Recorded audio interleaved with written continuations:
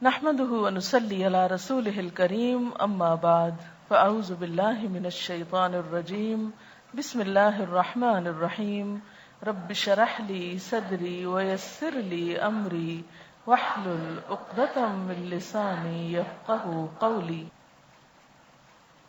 جیسا کہ آپ کو معلوم ہے کہ ہماری آج کی گفتگو جو ہے وہ رمضان المبارک کے حوالے سے ہوگی، اور رمضان المبارک میں کیا کچھ کرنا چاہیے اور کیا نہیں، اس سلسلے میں پچھلے بیچ کے ساتھ ایک میٹنگ ہو چکی ہے۔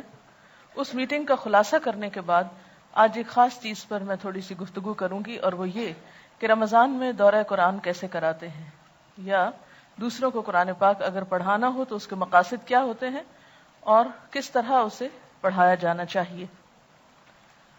پہلی چیز جس کی طرف ہم سب کو متوجہ ہونا چاہیے رمضان المبارک کے آنے سے پہلے، وہ ہے رمضان کی تیاری۔ آپ عام روزمرہ زندگی کے مشاہدے میں دیکھتے ہیں کہ کسی بھی اہم کام کے لیے لازماً تیاری کی جاتی ہے۔ اگر کوئی کام بھی تیاری کے بغیر شروع کر دیا جائے تو اس میں وہ روح نہیں آتی، اس کام کو آپ صحیح طور پر انجوائے نہیں کر سکتے اور اس کا حق ادا نہیں کر سکتے۔ مثال کے طور پر امتحان کے آنے سے پہلے آپ کیا کرتے ہیں؟ تیاری کرتے ہیں۔ اگر کوئی شخص تیاری کے بغیر امتحان دینے لگے تو اس کا نتیجہ آپ دیکھ سکتے ہیں۔ اگرچہ وہ پاس بھی ہو جائے لیکن اس کی فیلنگ کیا ہوتی ہے؟ مثلا کوئی پیپر آپ نے اپنی اس تعلیم کے دوران بغیر تیاری کے دیا ہو، اگرچہ آپ اس میں پاس ہو چکے ہوں، لیکن روحانی طور پر آپ کا حال کیا ہوتا ہے؟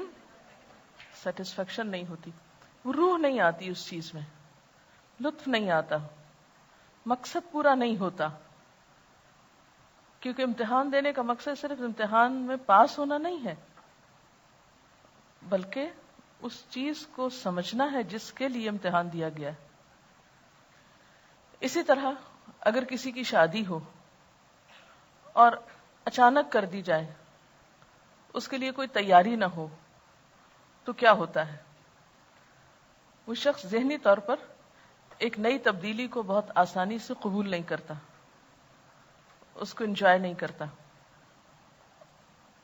اور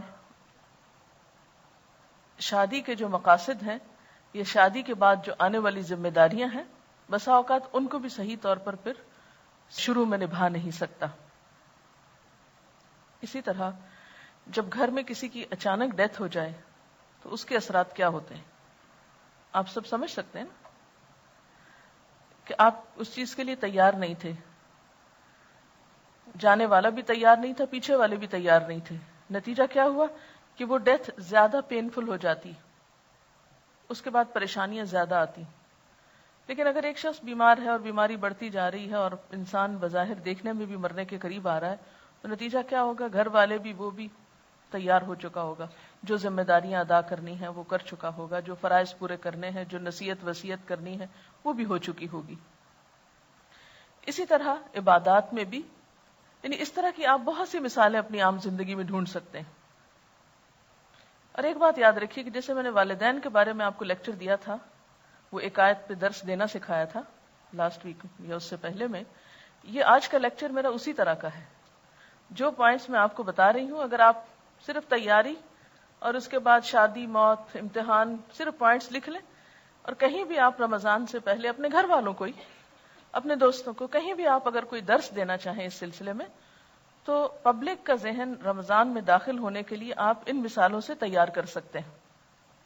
یعنی اس وقت جو میں باتیں آپ کو بتا رہی ہوں، یہ صرف آپ کے لیے نہیں، آپ سے آگے دوسروں کے لیے بھی ہیں، ان کو بھی آپ کس طرح اس چیز کی طرف لا سکتے ہیں۔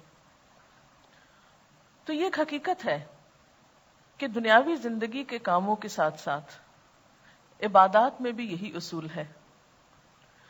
نماز جیسے اہم فریضے کے لیے آذان اور وضو تیاری کی حیثیت رکھتا ہے، ورنہ تو گھڑیوں کو دیکھ کے، سورج کے ڈھلنے، غروب ہونے، چڑھنے کو دیکھ کے نماز پڑھی جاتی، اور جن ملکوں میں آذان کی آواز نہیں آتی یا جن گھروں میں آذان کی آواز نہیں آتی، وہاں پر نماز اس طرح روح پرور نہیں ہوتی جس طرح اس جگہ پر جہاں آپ کو اذان کی آواز آتی ہے اور اس کے بعد آپ چاہے دنیا کا کوئی کام کر رہے ہو، آپ کے دماغ پر، آپ کی سوچ پر کیا چیز حاوی ہو جاتی ہے؟ نماز کا وقت ہو گیا، جلدی کرو، یہ کام جلدی سمیٹو، نماز کا وقت ہے. تو اذان کے ساتھ ہی آپ کی نماز کی تیاری شروع ہو گئی. اس تیاری کے ساتھ آپ آہستہ آہستہ ریلیکس ہونے لگتے ہیں، ودرا کرنے لگتے ہیں اپنے آپ کو کس سے؟ دنیا کے اس کام سے، اور ذہنی طور پر نماز کی طرف، اللہ کی طرف جانے کے لیے تیار ہوتے ہیں. پھر آپ وضو کرتے ہیں. وضو کی بھی یہی حیثیت ہے. آپ بعض اوقات ایک وضو سے 2 نمازیں پڑھتے ہیں. آپ خود محسوس کر سکتے ہیں کہ جو نماز آپ وضو کر کے یا تازہ وضو کر کے پڑھتے ہیں اور وہ جو پہلے وضو کے ساتھ پڑھتے ہیں، ان دونوں میں کوئی فرق ہوتا ہے نا؟ یعنی فقہی طور پر، قانونی طور پر یہ بات جائز ہے کہ آپ اگر باوضو ہیں تو ایک نماز کے بعد دوسری یا تیسری بھی اسی وضو سے پڑھ سکتے ہیں. لیکن آپ نے خود محسوس کیا ہوگا کہ جس نماز سے پہلے پراپر وضو کیا جاتا ہے اور اچھی طرح وضو کیا جاتا ہے، اس نماز میں خشوع و خضوع کہیں زیادہ آتا ہے. اسی طرح اگر آپ نے حج پہ جانا ہو تو کتنا عرصہ پہلے تیاری شروع ہوتی ہے. فارم بھرے، پہلے آپ ذہن بناتے ہیں، پھر فارم بھرے جا رہے ہیں، پھر فلائٹوں کا انتظار ہے، پھر کتابیں پڑھتے ہیں، پھر لوگوں سے پوچھتے ہیں، مشورے لیتے دیتے ہیں، پھر سامان پیک کرتے ہیں، پھر ایک سفر ہوتا ہے، اس میں تلبیہ پڑھوایا جاتا ہے، آپ کو میقات بتائی جاتی. اچھا، میقات کی بھی حکمت کیا ہے کہ اس کے بعد اور زیادہ فیلنگ بڑھ جائے کہ اب ہم قریب آ رہے ہیں. پھر حرم کے اندر جاتے ہیں، پھر عین اس موقع پہ پہنچ جاتے ہیں. پھر اس کے بعد بھی آپ دیکھیں کہ حج کس چیز کا نام ہے؟ الحج عرفہ، عرفات کے دن کی حاضری کا نام ہے. لیکن عرفات جانے سے پہلے آپ کو راستے میں کہاں روکا جاتا ہے؟ منا میں روکا جاتا ہے. 9 تاریخ سے پہلے ہی آپ کا سفر 8 کی دوپہر سے شروع کر دیا جاتا ہے، یوم الترویہ جس کو کہتے ہیں. اور ترویہ کا معنی آپ کو معلوم ہے کیا ہے؟ سیراب کرنا. اہل عرب حج پہ جانے کے لیے 8 تاریخ کو اپنے اونٹوں کو سیراب کرتے تھے، خوب پانی پلاتے تھے. یعنی صرف خود تیاری نہیں کرتے تھے، جانوروں کو بھی تیار کرتے تھے اس کے لیے. تو پھر آپ اس میں گریجولی اینڈ سلولی آگے سے آگے بڑھتے ہیں حتیٰ کہ آپ عرفات میں پہنچتے ہیں. اور عرفات والے دن بھی زوال کے بعد دراصل حج کا وقت شروع ہوتا ہے. سویرے اگر کوئی جا کے عرفات سے واپس آ جائے تو اس کا حج نہیں ہوتا. زوال آفتاب کے بعد آپ کو عرفہ کے میدان میں ہونا ہوتا ہے. تو عبادات میں بھی آپ یہی چیز دیکھیں گے. اسی طرح جب آپ کی زکوٰۃ کا وقت آتا ہے تو آپ تیاری شروع کرتے ہیں. اچھا کیا کچھ ہے میرے پاس، اس کی جمع تفریق، اور مینٹلی اپنے آپ کو ایک طرح سے اس میں ڈھالتے ہیں. تو گویا کوئی بھی کام ہو اس سے پہلے تیاری کا کرنا. اور تیاری میں 2 چیزیں آتی ہیں. نمبر 1 ذہنی تیاری، اور نمبر 2 عملی تیاری. ذہنی تیاری میں کیا چیزیں شامل ہیں کہ آپ اپنی سوچ کو، اپنے دھیان کو، اپنے احساسات کو، اپنے جذبات کو اس طرف موڑنا شروع کریں. ایسے اسباب اور ایسے حالات سے گزریں کہ جس سے آپ ذہنی طور پر اس چیز کے کرنے کے لیے فوکس ہو جائیں. عملی تیاری میں کیا چیز آتی ہے کہ مثلا آپ کو معلوم ہے کہ رمضان میں آپ کو اتنا راشن چاہیے، جیسے گھریلو خواتین ہیں جو گھر چلاتی، اتنا راشن چاہیے، یہ چیزیں خریدنا ہے، یا عید پہ کپڑے بنانا ہے، یا اور جو بھی آپ سمجھتے ہیں کہ آپ کو اتنے لوگوں کو روزہ افطار کرانا ہے، یا زکوٰۃ دینا ہے، یا صدقہ خیرات کرنا ہے، یا درس قرآن دینا ہے، یا جو بھی کام آپ رمضان میں کرنے والے ہیں، اگر بیٹھ کر رمضان سے پہلے ان کے بارے میں مذاکرہ کر لیں، ڈسکشنز کر لیں، گفتگو کر لیں، تیاری کر لیں، عملی طور پر آپ بازار جا کر اپنا حساب کتاب کر لیں کہ کتنا خرید و فروخت کرنی، یا منگوا لیں. اگر آپ خود نہیں جاتے تو بھی منگوا کے سب چیزیں کچن کی ایک طرح سے دوبارہ سیٹنگ کر کے ہر چیز سحری افطاری کے اعتبار سے. پھر ٹائم ٹیبل آپ کے پاس وہ ہونا چاہیے جس کو دیکھ کے آپ سحری افطاری کے اوقات فالو کرتے ہیں. پھر اسی طرح اگر آپ کو کہیں اور تراویح پڑھنے کے لیے جانا ہے تو سواری کا ارینجمنٹ، یہ کس کے ساتھ جانا ہے، یہ کس کو اور ساتھ میں لانا ہے. یہ ساری چیزیں رمضان سے پہلے ایک ایک کر کے، جن کا ابھی میں ذکر کروں گی، ان کو عملی طور پر بھی تیار کر کے رکھ لیں اپنے پاس. اس سے آسانی یہ ہوگی کہ جب کام شروع ہوگا تو آپ رائٹ اوے کام ڈے 1 سے شروع کر دیں گے. اور اگر آپ تیار نہیں ہوں گے تو پہلا عشرہ تو آپ کا صرف سوچ بنانے میں گزر جائے گا کہ اچھا رمضان آیا. یہ باتیں میں اپنے تجربے سے کر رہی ہوں. مجھے فرسٹ ٹائم جب عمرے پر جانا تھا، رمضان میں ہی جانا تھا، تو کتابوں میں تو بہت دفعہ عمرے کے بارے میں پڑھا تھا، لیکن میں اس وقت تعلیم کی حالت میں تھی اور لمبا سفر ایک کر رہی تھی کئی مہینے سے تحقیق کے سلسلے میں. تو اردن میں آ کے ہمیں جانا تھا، اردن سے ہمیں جانا تھا. تو مجھے لالچ یہ تھی کہ کیوں نہ کچھ اسکالر سے مل لیا جائے، ایک عالم کے پاس سے اٹھتے تو دوسرے کے پاس، دوسرے سے تیسرے، ہمارا دن انہی سوچوں اور انہی مشغلوں میں گزر جاتا، یا لائبریریاں یا عالم. بہت نیک کام تھا، لیکن جو نفل عبادت بھی یعنی عمرہ ہم کرنے جا رہے تھے، اس کے لیے میں ذہنی طور پر اپنے آپ کو تیار ہی نہیں کیا. لہذا نتیجہ یہ ہوا کہ جب فائنل ہو گیا، پہلے تو سیٹ کا بھی کچھ مسئلہ تھا کہ آخری عشرے میں سیٹس بہت مشکل ہوتی، اس کی طے نہیں ہو رہا تھا، تو وہ پھر ہاف ہارٹیڈلی انسان تیاری کرتا ہے نا. جب وہ ہو گئی تو اچانک مجھے جانا پڑا. مجھے یاد ہے میرے پاس تو احرام کے لیے پراپر چادر ہی نہیں ہے، اور مجھے اور کیا کرنا ہے. اور جس وقت میں جا رہی تھی تو میں جسے کہتے ہیں نا کہ روحانی طور پر پوری طرح ان نہیں تھی، میں وہ لائبریریوں اور کتابوں اور استادوں میں کھوئی ہوئی تھی. تو اگرچہ آپ پڑھ رہے ہیں، اس وقت تعلیم حاصل کر رہے ہیں، آپ بھی روز قرآن پڑھ رہے ہیں، سبق یاد کر رہے ہیں، ٹیسٹ دے رہے ہیں، یہ کر رہے ہیں، وہ کر رہے ہیں، یہ سب بڑے نیک کام ہے اپنی جگہ. یا اسی طرح گھر میں کچھ اور دنیا داری کے کام کر رہے ہیں، اچھا ہے، کسی کی خدمت، کچھ بھی آپ مباح کاموں میں ہیں. لیکن ان سب چیزوں کے باوجود آپ کو تھوڑا سا ٹائم ضرور نکالنا ہے جس میں بیٹھ کر آپ اپنے آپ کو چیک کریں کہ میں نے کیا ذہنی اور عملی تیاری کر لی ہے یا نہیں کی. اب اس میں آپ دیکھیے کہ انشاءاللہ آپ کو اس سیٹرڈے کو چھٹی دے رہے ہیں عملی تیاری کے لیے، کہ آپ لوگ گھر میں اپنی مثلاً اگر آپ نے تلاوت کرنی ہے تو کس قرآن پاک سے کرنی ہے، اور دعاؤں کی کتابیں پڑھنی ہے تو کون سی پڑھنی ہے اور کس اوقات میں، اور ان کو رکھنا کہاں ہے. کیونکہ میں اگر اپنی چیز صحیح جگہ پر نہ رکھوں تو میرے پاس اتنا کم ٹائم ہوتا ہے کہ وہ چیز مس ہو جاتی، کیونکہ مجھے ایک مشین کی طرح چلنا پڑتا ہے بعض اوقات. اب یہ ہوتا ہے کہ میں دعائیں جہاں تک پڑھتی ہوں اس میں ساتھ نشانی رکھتی ہوں. اگر کوئی اور آ کے میری کتاب اٹھا لے اور نشانی ہلا دے تو مجھے ایک اپسیٹ سی میں ہو جاتی ہوں کہ وہ روٹین میں خلل آ گیا. وہ ہوتا ہے نا اندر ایک سسٹم آپ کے سیٹ ہے، اگر وہ ہل جائے تو تھوڑا سا وہ روحانی کیفیت میں بھی فرق آتا ہے. تو اب یہ نہیں کہ جیسے ایک کتاب ہے اور گھر والے سارے اس کو پڑھ رہے ہیں اخبار کی طرح، جیسے ایک اخبار آتا ہے نا تو سارے گھر والے اس کو چھین جھپٹ رہے ہوتے ہیں. تو آپ بھی اگر ایک دعاؤں کا کارڈ ہے یا ایک کتاب ہے تو وہ سارا گھر اسی کو پڑھ رہا ہے، اور عین افطاری کے وقت دعائیں مانگتے وقت چھینا جھپٹی ہو رہی، مجھے دے دو، بس کرو، تم اتنی لمبا کر دیا. اس سے کیا ہوگا؟ آپ کی روحانی کیفیت میں فرق ہوگا. ٹھیک ہے آپ اپنا دے دیجئے کسی کو، اور آپ اپنے ہاتھ سے لکھ کے رکھ لیجئے یا اپنے سینے میں لکھ کے رکھ لیجئے، اور ان چیزوں کو آپ ترتیب سے. پھر اسی طرح یعنی اس سیٹرڈے کی چھٹی کو انشاءاللہ تعالی اور پھر 7 سنڈے 2 دن آپ کو مل جائیں گے. تو جو تو خواتین ہیں ان کے تو بہت سارے کام ہیں. لڑکیاں بھی آپ کیا کریں، گھر والوں کو صرف اپنی تیاری نہیں کریں، گھر والوں کو بھی مینٹلی تیار کریں اور ان کے لیے بھی ایسی چیزیں تیار رکھیں. ایک چھوٹا سا کارڈ لے لیں. اور میں عموماً کیا کرتی ہوں، جو شادی وادی کے کارڈ آتے ہیں نا وہ اتنے مہنگے ہوتے ہیں عام طور پر، اور اس کے ایک سائڈ پہ کچھ چھوٹی سی بات لکھی ہوتی ہے، دوسری سائڈ خالی ہوتی، پھینکتے ہوئے بھی دل نہیں کرتا، جمع کر کے بھی بے وجہ کا جنگ اکٹھا ہو جاتا ہے. تو میں ہمیشہ اس کی بیک سائڈ کو اس طرح کی اپنے ذہنی طور پر جو باتیں مجھے کرنی ہوتی ہیں ان کو لکھ کے سامنے رکھ لیتی ہوں. وہ اگر کہیں ٹکائے تو یوں کھڑے بھی ہو جاتے ہیں، اگر لکھ کے رکھے تو جلدی خراب بھی نہیں ہوتے. تو اس پر جو جو کام آپ کو کرنے ہیں یہ چیزیں آپ نے روز کرنی ہے. مثلا میں نے لکھ کے رکھا ہوا کہ سب سے پہلے صبح میں کیا پڑھنا ہے، اس کے بعد تسبیحات کون سی کرنی.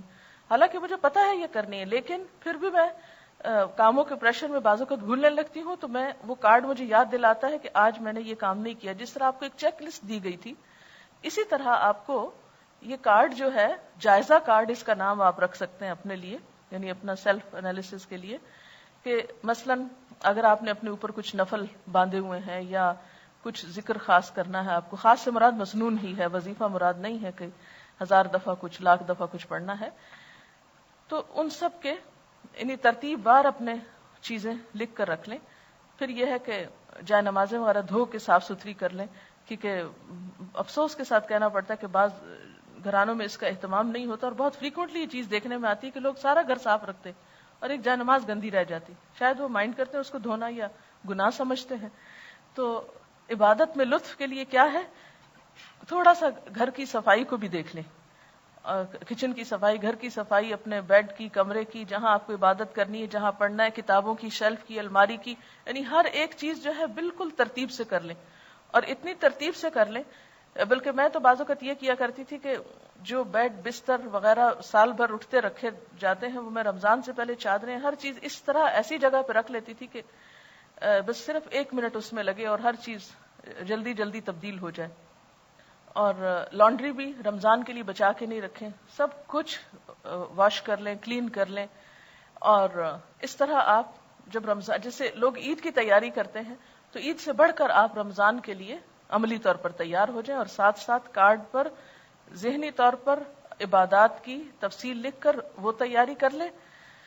اس کے بعد کوئی نہ کوئی ایسا لیکچر، آپ تو خیر کتاب الصوم پڑھ رہے ہیں، یا سنیے یا سنائیے، دو میں سے ایک کام کر لیجیے، اس سے بھی تیاری ہو جائے گی. مثلا جو باتیں پچھلے بیچ کی میٹنگ میں ان لوگوں کو بتائی گئی تھی، اور جو کراچی کا پہلا یہاں دورہ قرآن ہوا تھا، اس سے پہلے ایک دن پورا ہم نے 2 گھنٹے یا 2.5 گھنٹے استقبال رمضان پہ بات کی تھی. اس کیسٹ میں، رمضان مبارک اس کا نام ہے، اس میں بہت سی باتیں رمضان کی تیاری سے متعلق ہیں. گھر والوں کو سنا سکتے ہیں، کچھ پوائنٹس لکھ کر آپ درس دے سکتے ہیں. اس طرح کیا ہوگا کہ اس کا بار بار تذکرہ کرنے سے کہ رمضان آ رہا ہے اور رمضان میں افطاری کا اتنا ثواب ہے، اس کام کا اتنا اجر ہے، یہ کام ایسے کرنا ہے، تو اب کیا ہوگا کہ آپ ایک طرح سے مینٹلی تیار ہو جائیں گے کہ آپ کو یہ اور یہ کام کرنے ہیں. ایک ہم چھوٹا سا وہ بروشر سا بنا رہے ہیں انشاءاللہ تعالی، اس میں بھی چھوٹی سی چیک لسٹ آخر پہ دی ہوئی ہے تاکہ اپنے آپ کو دیکھ سکیں، لیکن وہ ہم عام لوگوں کے لیے دے رہے ہیں. آپ اسٹوڈنٹس کے لیے تھوڑا سا اس سے آگے وہ ہونا چاہیے. اسی طرح یہ کچھ مثلا دعائیں ہیں، جیسے چاند دیکھ کر کیا دعا پڑھنی چاہیے، یہ آپ کو پہلے سے یاد ہونی چاہیے، یا کہاں پر ہے، یا گھر والوں کو یاد کرا دیں، اگر خود یاد ہے تو دوسروں پہ صدقہ کریں. پھر اسی طرح لیلۃ القدر کی دعا جو ہے وہ آپ کو زبانی آنی بھی چاہیے. ایک کام آپ اور کر سکتے ہیں اگر اللہ آپ کو توفیق دے، کہ ایک چارٹ پیپر اگر گھر میں لے کے رکھ لیں اور چھوٹی چھوٹی سٹرپس کاٹ کے اپنی فریج کے اوپر یا ڈائننگ ہال میں جہاں کہیں زیادہ لوگ جمع ہوتے ہیں، کیونکہ ساری افطاری میں ہی گھر میں عام طور پر لوگ اکٹھے ہوتے ہیں، تو ایسے کسی بھی جگہ پر جہاں آپ دیوار خراب نہ کریں، تو وہ کچھ بھی دعا اس طرح کی لکھ کے لگا دیں تاکہ جب وہ بیٹھیں گھر والے، مثلا افطار کی دعائیں جو ہیں مسنون دعائیں ہیں، ذهب الظمأ وابتلت العروق وثبت الاجر انشاءاللہ، یہ مسنون دعا ہے لیکن عموماً ہمارے معاشرے میں اس کا رواج نہیں ہے پڑھنے کا. اسی طرح اگر آپ کسی کے ہاں افطار کرتے ہیں تو ان کے لیے جو دعا ہے وہ، پھر اسی طرح ایک اور دعا بھی جو ہے افطار کی، لیکن سحری کی کوئی خاص دعا جو ہے کسی حدیث سے ثابت نہیں ہے اور نہ ہی کوئی مسنون ہے. وہ بسم اللہ سے شروع کر کے آپ کھانا کھانے کے اینڈ کی دعا جو ہے وہ پڑھ سکتے ہیں. پھر اسی طرح عید کے دن کی جو دعا ہے وہ آپ پڑھ سکتے ہیں، اللہم انا نسألک عیشۃ نقیۃ ومیتۃ سویۃ. یہ ورقہ ہم انشاءاللہ اویلیبل کر دیں گے، اس میں ہوگی، ہم چاہتے تو تھے اس کو پراپر شیپ دیں، لیکن ابھی اس سال اگر اتنا ہی ہو کہ یہ صرف یاد دہانی کے لیے کاغذ آپ کے لیے اویلیبل ہو تو یہ بھی کافی ہے. اور ان دعاؤں کو صرف یہاں سے دیکھ کے کون کون ورقہ پڑے گا، یہ ورقہ صرف اس لیے کہ آپ اس سے لے کے کسی اور چیز پر کارڈ پہ یا کہیں لکھ کے گھر میں نمایاں جگہ پہ لگا دیں اور دوسروں کو بھی متوجہ کریں، اور دوسروں کے سر پہ سوار ہونے کی ضرورت نہیں، اور نہ ان پہ انہیں تاکید بار بار کرنے کی. بات یہ ہے کہ جب آپ خود سنجیدہ ہوں گے، جب آپ خود یکسوئی اور خشوع کے ساتھ دیکھ کے دعا مانگ رہے ہوں گے، پڑھ رہے ہوں گے، تو جو دیکھنے والے ہیں وہ دیکھ کے سبق لیتے ہیں. ایک چیز جو انسانوں کی بہت کمزوری ہے اور وہ ہے نقالی، چاہے اچھی ہو چاہے بری ہو. اور اللہ تعالیٰ نے بیسیکلی اس لیے رکھی کہ انسان کچھ سیکھ سکے. اگر آپ دیکھیں گے تو یہ کمزوری بچوں میں بھی بہت ہوتی ہے. خود نہیں کام کریں گے، اگر کوئی مثلا خود کھانا نہیں کھائیں گے تو دیکھیں گے کوئی کھا رہا ہے تو فوراً کھانے لگیں گے، ہر وہ کام کرنے کی کوشش کریں گے جو کوئی دوسرا کر رہا ہو. اسی طرح یہ صرف بچپنا بچوں میں نہیں ہوتا، یہ بچپنا بعض اوقات بڑوں میں بھی بہت ہوتا ہے کہ خود نہیں کچھ کریں گے اور نہ کسی کو کرنے دیں گے، لیکن اگر دیکھیں کہ کوئی کر رہا ہے تو فوراً کاپی کرنے کی کوشش کریں گے. تو کیوں نہیں آپ اس چیز سے فائدہ اٹھاتے اور لوگوں کی اس چیز کو، اس کمزوری کو ایک پازیٹو رخ دیتے کہ آپ ان کے سامنے ایک عملی اگزامپل بنے. مت کہیں کسی کو پڑھو پڑھو اس کا ہی، جب آپ منہ ہلا رہے ہوں گے تو پوچھیں گے کیا پڑھ رہی ہو، پوچھتے ہیں نا. جب آپ کچھ پڑھ رہے ہیں یا خاموش ہیں تو کہیں گے کیا کر رہی ہو، تو اس وقت آپ بتا سکتے ہیں یہ دعا ہے اور نبی صلی اللہ علیہ وسلم پڑھا کرتے تھے اور اس سے ہمارے عمل میں کئی گنا اضافہ ہو سکتا ہے. اور سامنے لگی ہوئی اگر ان کو پڑھنا ہے تو پڑھ لیں گے وہ بھی. جن پہ آپ کا بس چلتا ہو، جو آپ کی زیادہ سنتے ہو، جن کے ساتھ آپ بات کر کے زیادہ انجوائے کر سکتے ہو، ان کے ساتھ تو آپ خوب کیجئے، اور جو لوگ نہیں آپ کی سننا چاہتے ان کو مت سنائیے اور صرف اپنا عمل دکھاتے جائیے، انشاءاللہ تعالی وہ بھی کر لیں گے. اور کرنے کے کاموں میں جیسے رمضان کے 2 کام ہیں، اور ایک تو اپنی ذاتی، جیسے تقوی کا مفہوم تو میں نے کل بتا دیا تھا کہ تقوی دراصل ایک باشعور انسان کی کوالٹی ہے. تقوی انسان کے اندر شعور اور دل کی نگاہیں عطا کرتا ہے انسان کو.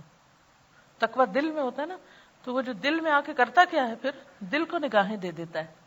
تو جب تقویٰ آتا ہے تو اندر ایک ایسی روشنی آتی ہے کہ انسان گہری نظر سے چیزوں کو دیکھنے لگتا ہے جو عام طور پر لوگوں میں مفقود ہوتی ہے. باشعور انسان بناتا ہے. اور یہ شعور کیسے جاگتا ہے؟ روزے کی حالت میں یہ نہیں کھانا، یہ نہیں کرنا، جھگڑنا نہیں، بولنا نہیں، جھوٹ نہیں بولنا، یہ غلط کام نہیں کرنا کیونکہ میں روزے سے ہوں، میں روزے سے ہوں. یہ جو بار بار دن میں سوچنا ہے آپ کا، اس سے کیا ہوتا ہے؟ ایک شعور جاگتا ہے آپ کا. تو اس شعور کو جگانے کے لیے آپ کچھ اور ٹولز بھی استعمال کریں گے روزہ رکھنے کے علاوہ، جو نبی صلی اللہ علیہ وسلم کی سنت سے ثابت ہے. اور اس میں جو کرنے کے کام ہیں، ایک تو رمضان کی اہمیت اور فضیلت بتائی گئی ہے، اور پھر خاص طور پر یہ بات کہ کوئی بھی نیکی جو نفل کا درجہ رکھتی ہے عام دنوں میں، وہ رمضان میں فرض کا اجر و ثواب پاتی. جو عام دنوں میں نفل کا مقام رکھتی ہے، وہ رمضان میں فرض کا مقام رکھتی. پھر اسی طرح فرض جو ہے وہ 70 فرض کے برابر ہو جاتا ہے. پھر اس میں ہمدردی اور غمخواری کا مہینہ ہے، تو ایک دوسرے کے ساتھ آپ ہمدردی اور غمخواری کس طرح کریں. انڈیویجولی بھی آپ کر سکتے ہیں، کلیکٹیولی بھی ہم نے یہاں کوشش کی ہے کہ اندرون سندھ میں کچھ چیزیں تقسیم کی جائیں، کیونکہ وہاں جہالت بھی بہت ہے، غربت بھی بہت ہے، بھوک بھی ہے، افلاس بھی ہے. ہاریوں کے بارے میں آپ نے سنا ہوگا اور مختلف. تو جو لوگ وہاں جا رہے ہیں، کوششیں کر رہے ہیں اور ان کو تھوڑا دین کی طرف لا رہے ہیں، تو چونکہ شہر المواسات ہے تو اس لیے ہم نے الہدیٰ پہ یعنی ایز این انسٹیٹیوشن ایک کوشش کی ہے کہ وہاں پر ہم اس طرح کی، کیونکہ جو شہر ہوتا پتہ کیا ہے، شہر میں لوگ بہت سے پہنچ جاتے ہیں کچی بستیوں میں، کیونکہ قریب ہوتا ہے نا، کسی نے بھی دیکھ پکائی کہیں جا کے دے دی، کچھ تقسیم کرنا ہوا کہیں جا کے دے دیا. لیکن جو لوگ دور دیہاتوں میں رہتے ہیں، گوٹھوں میں رہتے ہیں، ایسے ایریاز میں رہتے ہیں جہاں پر لوگ تکلیف نہیں کرتے خود جانے کی، تو وہاں پھر مشکل ہو جاتا ہے کچھ پہنچانا. تو اس لیے اس چیز کو سامنے رکھ کے یہ پلان کیا گیا ہے کہ الہدیٰ کی طرف سے جو بھی ہوگا وہ انشاءاللہ ہم وہاں جا کے دور جگہوں پر دیں گے انشاءاللہ تعالی. پھر اسی طرح شہر المواسات کے علاوہ خاص طور پر افطار کا جو اجر بتایا گیا ہے، تو اس میں بھی آپ دیکھیے کہ گھر والوں کو بھی آپ افطار کرا سکتے ہیں. افطار پارٹی سے مراد نہیں ہے، اس سے افطار کرانا مراد ہے. کھجور کے ساتھ، پانی کے گھونٹ سے، لسی کے گھونٹ سے، جو بھی اویلیبل ہے یہ سارا اس میں لکھا ہوگا انشاءاللہ، اس کو آپ دیکھ لیں گے. پھر خاص طور پر سرونٹس کے بارے میں حضور صلی اللہ علیہ وسلم نے توجہ دلائی کہ ان کے اوپر ایسا بوجھ نہ ڈالا جائے کہ جو اٹھا نہ سکیں. عام طور پر لوگ آخری وقت میں گرم پراٹھا کھاتے رہتے ہیں اور دوسروں کی سحری کا خیال نہیں رکھتے کہ ان لوگوں کو خود بھی کھانی، یا وہ لوگ بہت ارلی بیچارے کھا کے پھر سارے گھر کو سرو کرتے ہیں. ہم خود سوتے ہیں اور ان کو کام میں لگائے رکھتے ہیں. تو ان چیزوں کا بھی تھوڑا دھیان رکھنا ہے. پھر اسی طرح افطار کے وقت میں بھی ان کی مدد کرنا، ٹیبل لگانے میں، اٹھانے میں، برتن دھلوانے میں، تاکہ وہ بھی نماز پڑھ سکے. دیکھیں وہ نماز کیسی ہے جو آپ خود پڑھ رہے ہیں اور آپ کے گھر کے مسلمان سروینٹس نماز نہیں پڑھ رہے. وہ روزے کیسے ہیں کہ آپ خود روزے رکھ رہے ہیں اور آپ کے گھر کے سروینٹس جو ہیں ان کو روزے کی پرواہ نہیں، پتہ ہی نہیں. اور اگر کئی دفعہ میں نے ایسے لوگوں سے بات چیت کی ہے کہ آپ نے روزہ رکھا، تو کبھی بھی ہم کہاں سے روزہ رکھ سکتے ہیں، ہمارے تو کام ہی بہت ہیں. اتنا اس وقت افسوس ہوتا ہے کہ کیا یہ نہیں ہو سکتا کہ رمضان میں کچھ کام کم کر لیں. کئی لوگ تو نئے کام شروع کر لیتے ہیں، گھروں کی سفیدی شروع کر دیتے ہیں، پینٹ کرانے لگتے ہیں، فرنیچر بدلوانے لگتے ہیں. وہ کہتے ہیں اور تو کوئی کام نہیں ہے اب، کیونکہ دن کی پارٹیاں کافی پارٹیز ختم ہو جاتی ہیں. تو وہ اس مہینے کو کس طرح لیتے ہیں؟ گھروں کی رینوویشن کے لیے. اور اس میں بے وجہ میں ہم سروینٹس وغیرہ کا کام بڑھا دیتے ہیں. تو اس چیز سے پرہیز کرنے کی ضرورت ہے کہ اس مہینے کو عبادت کا مہینہ سمجھ کے منایا جائے، نہ کہ دنیا داری کرتے ہوئے. پھر اس میں آپ دیکھیے کہ جیسے آپ نے ذاتی کام جو کرنے ہیں اس میں روزہ رکھنا ہے، اور روزے میں صرف روزہ رکھنا نہیں ہے بلکہ وہ جو چیک لسٹ آپ کو سمر ویکیشن میں دی گئی تھی اس کو آپ دوبارہ یوز کریں. کیونکہ حدیث میں آتا ہے نا، جس نے روزہ رکھ کے جھوٹ بولنا نہ چھوڑا اور جھوٹ پہ عمل کرنا اور لڑائی جھگڑا اور فحش گفتگو اور ان چیزوں کو نہیں، تو پھر اس کا روزہ نہیں، کیونکہ روزہ صرف بھوکے پیاسے رہنے کا نام نہیں. تو اس چیک لسٹ کو آپ کیا کریں؟ دوبارہ سے نکال کے استعمال کریں کہ روزہ آپ کا صرف فقہی روزہ یا صرف قانونی روزہ نہ ہو بلکہ حقیقی روزہ ہو.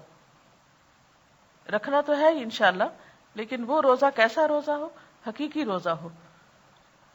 پھر اسی طرح آپ صلی اللہ علیہ وسلم کے بارے میں آتا ہے کہ رمضان میں اتنا مسواک کرتے تھے جو عام دنوں میں نہیں، ان گنت مرتبہ مسواک کیا کرتے تھے آپ.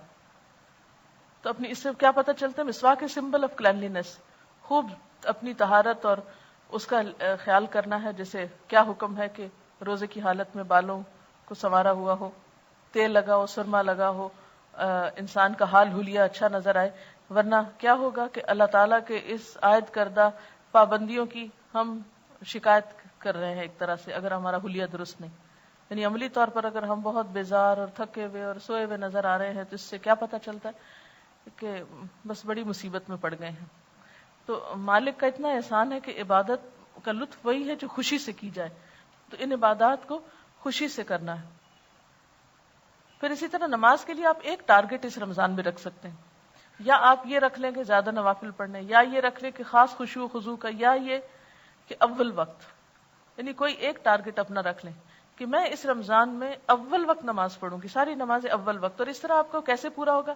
الحمدللہ عام دنوں میں فجر آپ کے لیے اول وقت پڑھنا مشکل ہوتی ہے، اٹھتے اٹھتے کچھ دیر ہو جاتی ہے، لیکن رمضان میں تو آپ اٹھے ہوئے ہی ہوں گے. یہ نہیں کہ آپ سحری کے بعد جو لوگ خود کام کرتے ہیں گھر کا تو وہ کیا کرنا شروع کر دیں، برتن دھونا شروع کر دیں، کچن صاف کرنا شروع کر دیں، اس کو فرش دھونا شروع کر دیں اور سارے کام کرتے کرتے سویر کر دیں، اور جب تھوڑی دیر رہ جائے سورج نکلنے کو تو جلدی جلدی نماز پڑھ لیں. یہ نہیں کرنا. ٹھیک ہے سب کچھ وہیں لگا رہے، آپ آئیں اچھی طرح مسواک وغیرہ کریں اور طویل نماز پڑھیں، کیونکہ فجر کی نماز جو ہے آپ صلی اللہ علیہ وسلم کی سب نمازوں سے زیادہ طویل ہوتی تھی. تو اس کو مسنون طریقے سے پڑھنے کے لیے آپ کو کیا کرنا ہوگا؟ آپ اندھیرے میں شروع کرتے تھے اور تھوڑی تھوڑی روشنی ہو جاتی تھی جب ختم کرتے تھے. ہم لوگوں نے کتنی دفعہ زندگی میں مسنون نماز فجر کی پڑھی ہے. تو یہ رمضان کا موقع اگر آ رہا ہے تو کوشش کریں کہ اس میں اس سنت پر عمل ہو جائے. تو ساری نمازوں کو اول وقت میں، یعنی یہ جو عبادات ہے رمضان میں، ذاتی عبادات، اس میں روزے کو، حقیقی روزہ، نماز کو اول وقت کی نماز اور خشوع و خضوع، پھر اسی طرح نوافل میں جو جو چیزیں آپ کر سکتے ہوں، اور اس میں خاص طور پر قیام اللیل یعنی جو تراویح کی نماز ہے اس کا اہتمام، کیونکہ ایک نفل جو ہے وہ فرض کے برابر ہے. عام دنوں میں فرضوں میں کوئی کمی کوتاہی ہوئی تو انشاءاللہ تعالیٰ وہ اس کی کمی کو پورا کرنے کا سبب بنے گا. اس لیے تراویح کو بہت شوق کے ساتھ، کیونکہ اس میں مغفرت کا وعدہ بھی ہے کہ جو رمضان میں قیام شوق و ذوق کے ساتھ کرے گا وہ اس کے گناہ معاف کر دیے جائیں گے. پھر اسی طرح قرآن پاک کی تلاوت، قرآن پاک کی فجر کے وقت تلاوت جو ہے، یعنی نماز کے بعد جو آپ تلاوت کریں، اس تلاوت کو لاؤڈلی کرنے کی عادت ڈالیں. آپ دیکھیں گے کہ آپ کی زبان کی لکنت اور آپ کی زبان کی وہ جو ہے رکاوٹ وہ دور ہوگی اس سے انشاءاللہ. یعنی اگر آپ تجربہ کر کے دیکھیں کہ صبح کے وقت اگر آپ اونچا پڑھنا شروع کریں تو عام طور پر ہوتا کیسے، یہ میں اپنے ذاتی تجربے سے یہ بات بھی کر رہی ہوں. عموماً یہ ہوتا ہے کہ جیسے میں شروع کرتی ہوں نا تو وہ خاموشی ہوتی ہے نا، اس سے پہلے خاموشی ہوتی ہے، سب کچھ آہستہ آہستہ بول رہی، کسی سے بات نہیں کی ہوتی. جب میں شروع کرتی ہوں تو شروع کی چند آیتیں جو ہوتی ہیں وہ ذرا سی اٹکتی ہیں. اٹکنے سے مراد یہ کہ ذرا وہ اس میں وہ لطف نہیں آتا. پھر کرتے کرتے جب آپ بند کرتے ہیں تو آپ نے دیکھا ہوگا کہ آپ بالکل چالو ہو چکے ہوتے ہیں، اور اس کے بعد جب آپ نکل کے کوئی اور کام کرنے لگتے ہیں تو اس میں بھی آپ کی ایک خاص فلوئنسی آتی ہے. تو اس چیز کو آپ نے نہیں جانے دینا، یعنی کچھ نہ کچھ وقت اس کے لیے ضرور نکالنا ہے کہ لاؤڈلی آپ کو تلاوت. مثلا کچھ جن لوگوں کے گھر دور ہیں اور یہاں آنے میں ان کو بہت ارلی نکلنا پڑتا ہے اور وہ یہ نہیں کر سکتے تو وہ کیا کریں، راستے میں کچھ نہ کچھ، جیسے بس چل رہی ہے، گاڑی چل رہی ہے تو اس میں بھی پڑھ سکتے ہیں. پھر اسی طرح یہ جو صبح شام کی دعائیں ہیں خاص طور پر ان کو پڑھنے کی عادت ڈالنی ہے. رمضان میں انشاءاللہ آپ کو یہ پڑھا دی جائیں گی اور ان کو آپ زبانی یاد کرنے کی بھی کوشش کریں اور روزانہ ان کو پڑھیں بھی. پھر اس کے بعد یہ کہ قرآن پاک سے تعلق جو ہے اور اس میں خود پڑھنے کے علاوہ دوسروں کو سکھانا، یہ انشاءاللہ میں ابھی اس موضوع پہ آتی ہوں کہ آپ اگر دورہ قرآن کرانا چاہیں یا سکھانا چاہیں تو اس کے لیے اہم چیز کیا اختیار کریں گے. باقی یہ کہ دن بھر چلتے پھرتے آپ تسبیحات وغیرہ کریں. اعتکاف جو ہے بہت اچھی عبادت ہے، لیکن آپ لوگوں کے لیے شاید ممکن نہ ہو اپنے تعلیم کے سلسلے کی وجہ سے، کیونکہ یہ ایک ہی سال ہے آپ کے پاس اور آئندہ ہو سکتا ہے کہ آپ کو بہتر موقع ملے. تو وہ اگر نہیں بھی کر سکیں تو کوشش کریں ایک دن کا یا دن کے کچھ حصے کا کچھ وقت آپ ضرور اعتکاف کریں. یعنی مسنون اعتکاف تو 10 دن کا ہے، لیکن ایک دن کے لیے یا آدھے دن کے لیے اگر حالات اجازت دیتے ہوں. یہ نہیں کہ گھر والے رو رہے ہیں اور بچے بھوکے مر رہے ہیں اور آپ اعتکاف میں بیٹھ گئے ہیں، لیکن اگر کوئی اور ان کو دیکھنے والا ہے یا آپ نے ان کا انتظام کر دیا تو کچھ گھنٹے ایسے گزاریں کہ جس میں کوئی آپ سے بات نہ کرے اور آپ کسی سے کوئی بات نہ کرے، خاموش بیٹھ کے ایک طرف عبادت کریں. اس سے آپ وہ لطف اٹھائیں گے کہ اکیلے تنہائی میں ٹیلی فون اٹینڈ کیے بغیر، باتیں کیے سنے بغیر جو عبادت ہے اس کا لطف کیا ہے.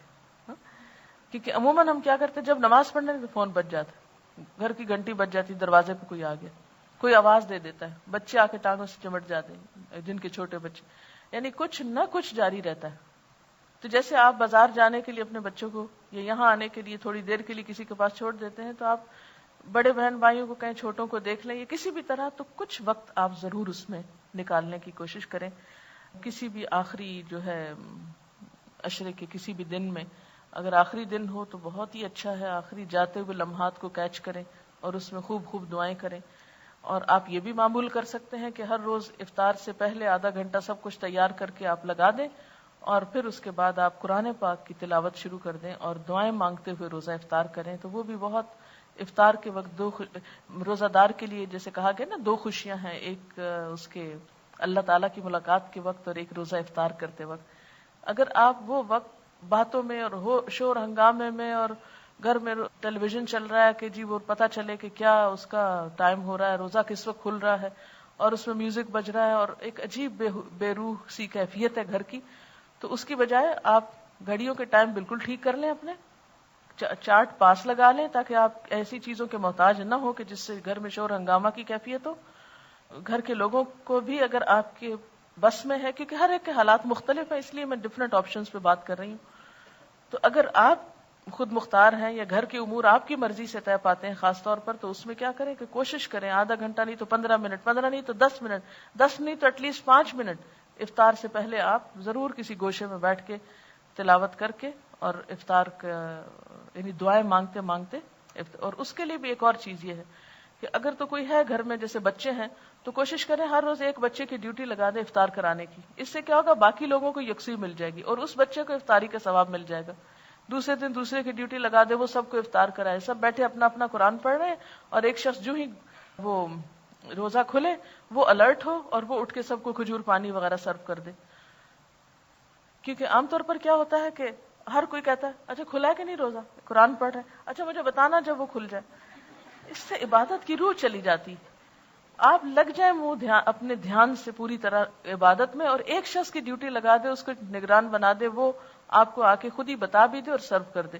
اور اس کے لیے کیا کوشش کرے کہ جیسے عموماً میں کیا کرتی ہوں، یہ باتیں اتنی زیادہ تو نہیں ڈیٹیل میں بتانی چاہیے، لیکن مجھے لگتا ہے کہ بعض اوقات دیکھنے میں چونکہ آتا ہے تو پریشانی ہوتی ہے کہ اگر ایک گلاس سادہ پانی اور اسی کی چھوٹی پلیٹ جو نیچے آپ نے رکھی اسی میں 1 یا 2 کھجور آپ ڈال کے اپنے مصلے کے پاس رکھ لیں اور تلاوت اور دعا کے لیے کر کے وہیں پر وہ کھجور کھا کے پانی کا گلاس پیے، اسی سے منہ بھی صاف ہو جائے گا، اور وہیں کھڑے کھڑے اللہ اکبر کر کے اچھی سی نماز پڑھ کے پھر آ کے کھانے کی طرف چلیں.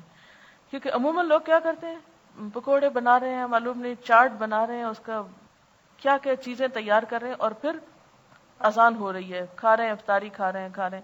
وہ ایک لمبا سلسلہ چل رہا ہے، مرد حضرات نماز پڑھ کے بھی مسجد سے آ گئے اور ابھی تک یہاں پر پکوڑے کھائے جا رہے ہیں.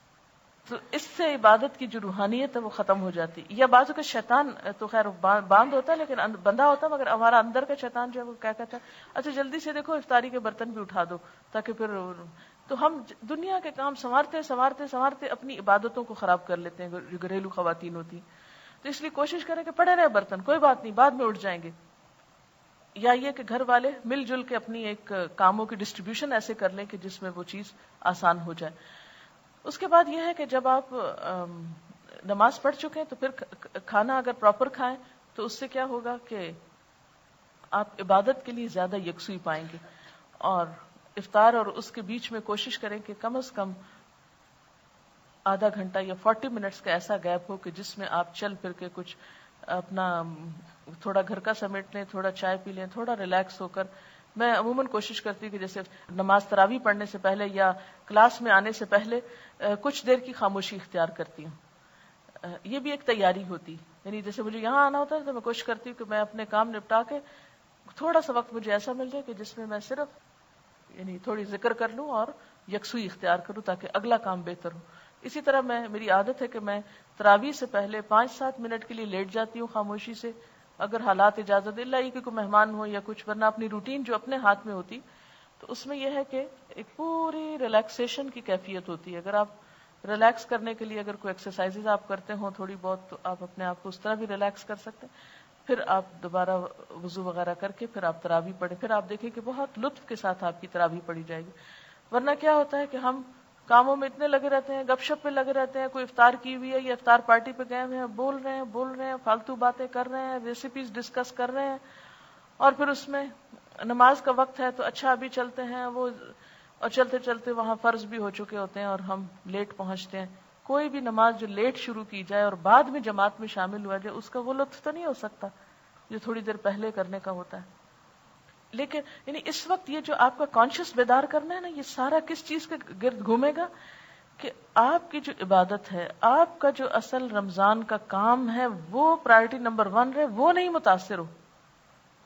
یعنی مثلاً اگر آپ کو تراویح کی باجماعت کہیں اویلیبل ہے، کوئی فیسلٹی ہے کہیں پر بھی آپ کے آس پاس اور آپ کو وہاں جانا ہے، اور کوئی آپ کو، ویسے میں تو کوشش کرتی ہوں کہ رمضان میں ایک دن بھی نہ نکلوں. پچھلے سال بھی میں صرف ایک دن اپنے رشتہ داروں کے ہاں گئی تھی، ورنہ پورا رمضان میں افطار پارٹیوں کے سخت خلاف ہوں اور میں نہیں جاتی، کیونکہ اس سے عبادت میں بہت خلل آتا ہے.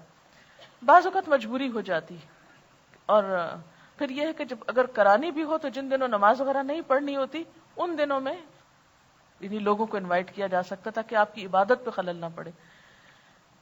اب آپ دیکھیں کہ اگر آپ کو کہیں جانا بھی پڑ گیا یا کوئی ایسی مجبوری بھی ہے تو اس میں آپ پہلے سے ان کو انفارم کر دیں. جب کوئی آپ کو دعوت دینے لگے تو کہیں کہ اچھا اتنے بجے تک ہم فارغ ہو جائیں گے کیونکہ تراویح کے لیے جانا ہوتا ہے. یعنی پہلے سے دوسرے کو مینٹلی پریپیئر کر دیں کہ ہم اتنے بجے چھوڑ دیں گے آپ کو، تاکہ وہ پھر مائنڈ نہ کریں اینڈ ٹائم پر. ورنہ تو کیا ہوتا ہے، افطار آ رہی ہے، پھر کھانا آ رہا ہے، پھر چائے آ رہی ہے، پھر پان آ رہا ہے، پھر سونف آ رہا ہے، پھر پتہ نہیں کیا، اور سلسلہ کہیں ختم ہی نہیں ہو رہا. اس سے پھر آپ بگدڑ میں جلدی جلدی تراویح پڑھ رہے ہیں تو اس تراویح کا جس میں نہ کوئی خشوع ہو، نہ ہی کوئی لطف ہو، نہ اور آپ تھکے ہوئے ہوں یا آپ سو رہے ہوں یا آپ بیٹھ کے پڑھ رہے ہوں، ان چیزوں سے پرہیز کیجیے. یعنی آپ کی پرائرٹی نمبر 1 کیا ہے کہ یہ جو نیکیوں کا موسم بہار آیا ہے اس میں زیادہ سے زیادہ میں نے استفادہ کرنا ہے، یہ آپ کے ذہن میں ہو. اور اس پر یعنی خصوصی طور پر اپنے جو ہیں تزکیہ کی طرف اور تقویٰ کی طرف اچھی عادتوں کو ڈالنا ہے، اس کی پلاننگ کر لیں. رمضان میں ان کو کرنے کی کوشش کریں، رمضان کے اینڈ میں ایویلیویشن کریں کہ واقعی وہ چیزیں آئی ہیں آپ کے اندر یا نہیں. پھر اسی طرح اگر آپ نے صدقہ خیرات کرنا ہے تو وہ پہلے سے ہی دیکھیں. یہ جو 2 چھٹیاں آپ ہوگی نا، اس میں آپ اپنے سارے گھر سے گھومیں ایک دفعہ. کس طرح؟ ہر الماری کھولیں، ہر ڈبہ کھولیں، ہر چیز کھولیں. یہ میں نے یوز کی ہے، نہیں یوز کی، نکالو اس کو، نکالو اس کو، نکالو اس کو. یعنی ان سب چیزوں کو نکال کے پیکٹ بنا کے جو کچھ بھی کرنا ہے انہیں رکھ لیں. اور جب رمضان شروع ہو تو جو جو ضرورت مند نظر آئے، جو جو جہاں جہاں استعمال ہو سکتا ہو ان چیزوں کو، یعنی ڈی جنکنگ کا جو کانسیپٹ ہے ہمارے ہاں تو وہ تزکیہم و تطہرہم والی بات ہے کہ تزکیہ اور طہارت گھر کی بھی اور دل کی بھی دونوں ہی مقاصد حاصل ہوتے ہیں. تو وہ آپ ان 2 دنوں میں کر کے رکھ لیں، یا ایٹ لیسٹ اپنی لسٹ ایک بنا لے کہ یہ چیزیں مجھے نکالنا ہے، تاکہ رمضان کے کچھ لمحات بھی اس طرح کے کاموں میں کہ سٹور صاف کرنے کھڑے ہو گئے آپ، چھٹی تو خیر ہونی نہیں آپ کو کیونکہ اس رمضان میں سنڈیز کو بھی آف نہیں ہوتا کیونکہ دورہ قرآن چلتا ہے. آخر میں پھر جلدی چھٹی ہو جائے گی نا انشاءاللہ تعالی، کیونکہ 26 رمضان کو ختم قرآن ہو جائے گا. کتنا ڈر رہے ہیں نا، توبہ توبہ. دیکھیں کہ رمضان میں روزے کا ثواب اور اجر اتنا ہوتا ہے. خیر جن لوگوں کی بہت حقیقی مجبوری ہے ان کا پھر آپ اپنے سامنے مجبور اور معذور لوگ کیوں رکھتے ہیں کہ آپ ان کو فالو کریں.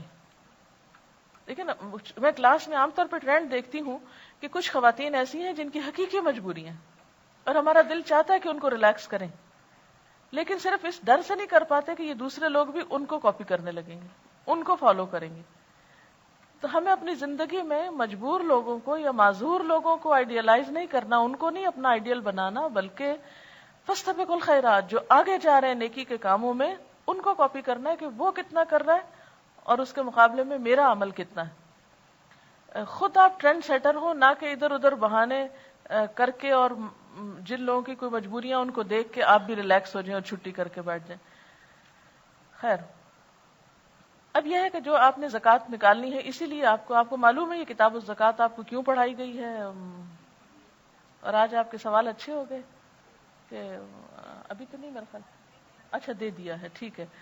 تو اب الحمدللہ دیکھیں نا، آپ کو اتنی پریکٹیکل اسائنمنٹ ملی ہے، اگر آپ وہ کر لیں تو انشاءاللہ تعالیٰ اپنی کیا دوسروں کی بھی زکوٰۃ کا حساب کر کے دے دیں گے. کیونکہ اکثر لوگ اس پریشانی میں مبتلا ہوتے ہیں کہ زکوٰۃ کا حساب نہیں کرنا آتا، وہ دوسروں سے پوچھتے رہتے ہیں اور دے نہیں پاتے. تو اپنا بھی آپ اب عملی طور پر حساب کتاب کر کے نکال کر رکھ لیں، کہاں کہاں دینا ہے، کیسے کرنا ہے اس کا بھی، تاکہ رمضان آئے اور بس صرف اٹھا کے دینے کی بات ہو، تیاری ابھی سے ہی ہو. پھر اس کے علاوہ یہ ہے کہ جو آپ نے دعوت و تبلیغ کرنی ہے، ٹھیک ہے نا، اس میں خاص طور پر جو دورہ قرآن ہے، یعنی کئی قسم کی تبلیغ آپ کر سکتے ہیں رمضان میں. ایک تو دن میں آپ قرآن پاک کا دورہ قرآن جسے بولتے ہیں ترجمے کے ساتھ، اور رات میں تراویح کے وقفوں میں اگر آپ کی مرضی، یعنی اگر آپ کی پلاننگ کو کوئی ایکسپٹ کر لے، جیسے کسی کے گھر میں ہو رہی ہیں یا اپنے گھر میں آپ ہمسایوں کو بلا کے تراویح کر رہے ہیں یا کوئی بھی طریقہ، اور ظاہر ہے کہ اگر مسجد میں ہو رہی ہیں تو اس میں تو آپ کی کوئی مرضی نہیں ہو سکتی، اس کے مطابق ہی آپ کو چلنا ہوگا. تو دو بڑے حصے ہو سکتے ہیں تبلیغ کے، ایک دن میں دورہ ترجمہ اور رات میں تراویح کے اوقات میں تعلیم. فائدہ کیا ہے ان دو کاموں کا؟ صبح کے وقت میں فجر کی تو تلاوت ہے، اور دن کو قرآن کا سمجھنا ہے. یہ کیوں ضروری ہے رمضان میں؟ اگر آپ اس آیت پر غور کریں، شہر رمضان الذی انزل فیہ القرآن ھدی للناس، وہاں قرآن کی تعریف کیا کی گئی ہے؟ رمضان میں قرآن اتارا گیا، کیوں؟ ھدی للناس، لوگوں کی ہدایت کے لیے اتارا گیا ہے. تو خالی تلاوت سے تو ہدایت نہیں ہوگی جب تک سمجھیں گے نہیں. یا سمجھنے والے بن جائیں یا سمجھانے والے بن جائیں. خیرکم من تعلم القرآن وعلمہ، یا سیکھیں یا سکھائیں، جو بھی آپ کو موقع ملے. اب آپ دیکھیں کہ جب آپ اس کو، آپ میں سے کچھ لوگ تو سیکھنے والے ہوں گے اور کچھ لوگ سکھانے والے ہوں گے. اسٹوڈنٹ ہوتے ہوئے بھی، یعنی سیکھتے ہوئے بھی آپ کو اگر موقع ملے تو کم از کم 15 پارے جو آپ پڑھ چکے ہیں ان کا آپ آدھا آدھا پارا کر کے دوسروں کو ترجمہ سنا سکتے ہیں. اور اس کے لیے کوئی بہت بڑا پروگرام کرنے کی ضرورت نہیں. اپنے گھر کے افراد کو، اپنے محلے کے افراد کو، یہ ابھی لیٹر آن آپ دیکھیں گے کہ کرنا کیسے. اگر آپ سمجھتے ہیں کہ آپ کر سکتے ہیں تو آپ کر لیجئے. اب آپ دیکھیے کہ شہر رمضان الذی کی جو آیت ہے، اس میں ایک تو آیا ھدی للناس اور دوسرا ہے شہر رمضان الذی انزل فیہ القرآن ھدی للناس وبینات من الھدی والفرقان. دوبارہ پھر تاکید ہے، کیا؟ وبینات، یعنی قرآن میں کیا ہے؟ روشن نشانیاں ہیں. کس چیز کی؟ من الھدی والفرقان، ہدایت کی اور حق و باطل کا فرق کرنے کی.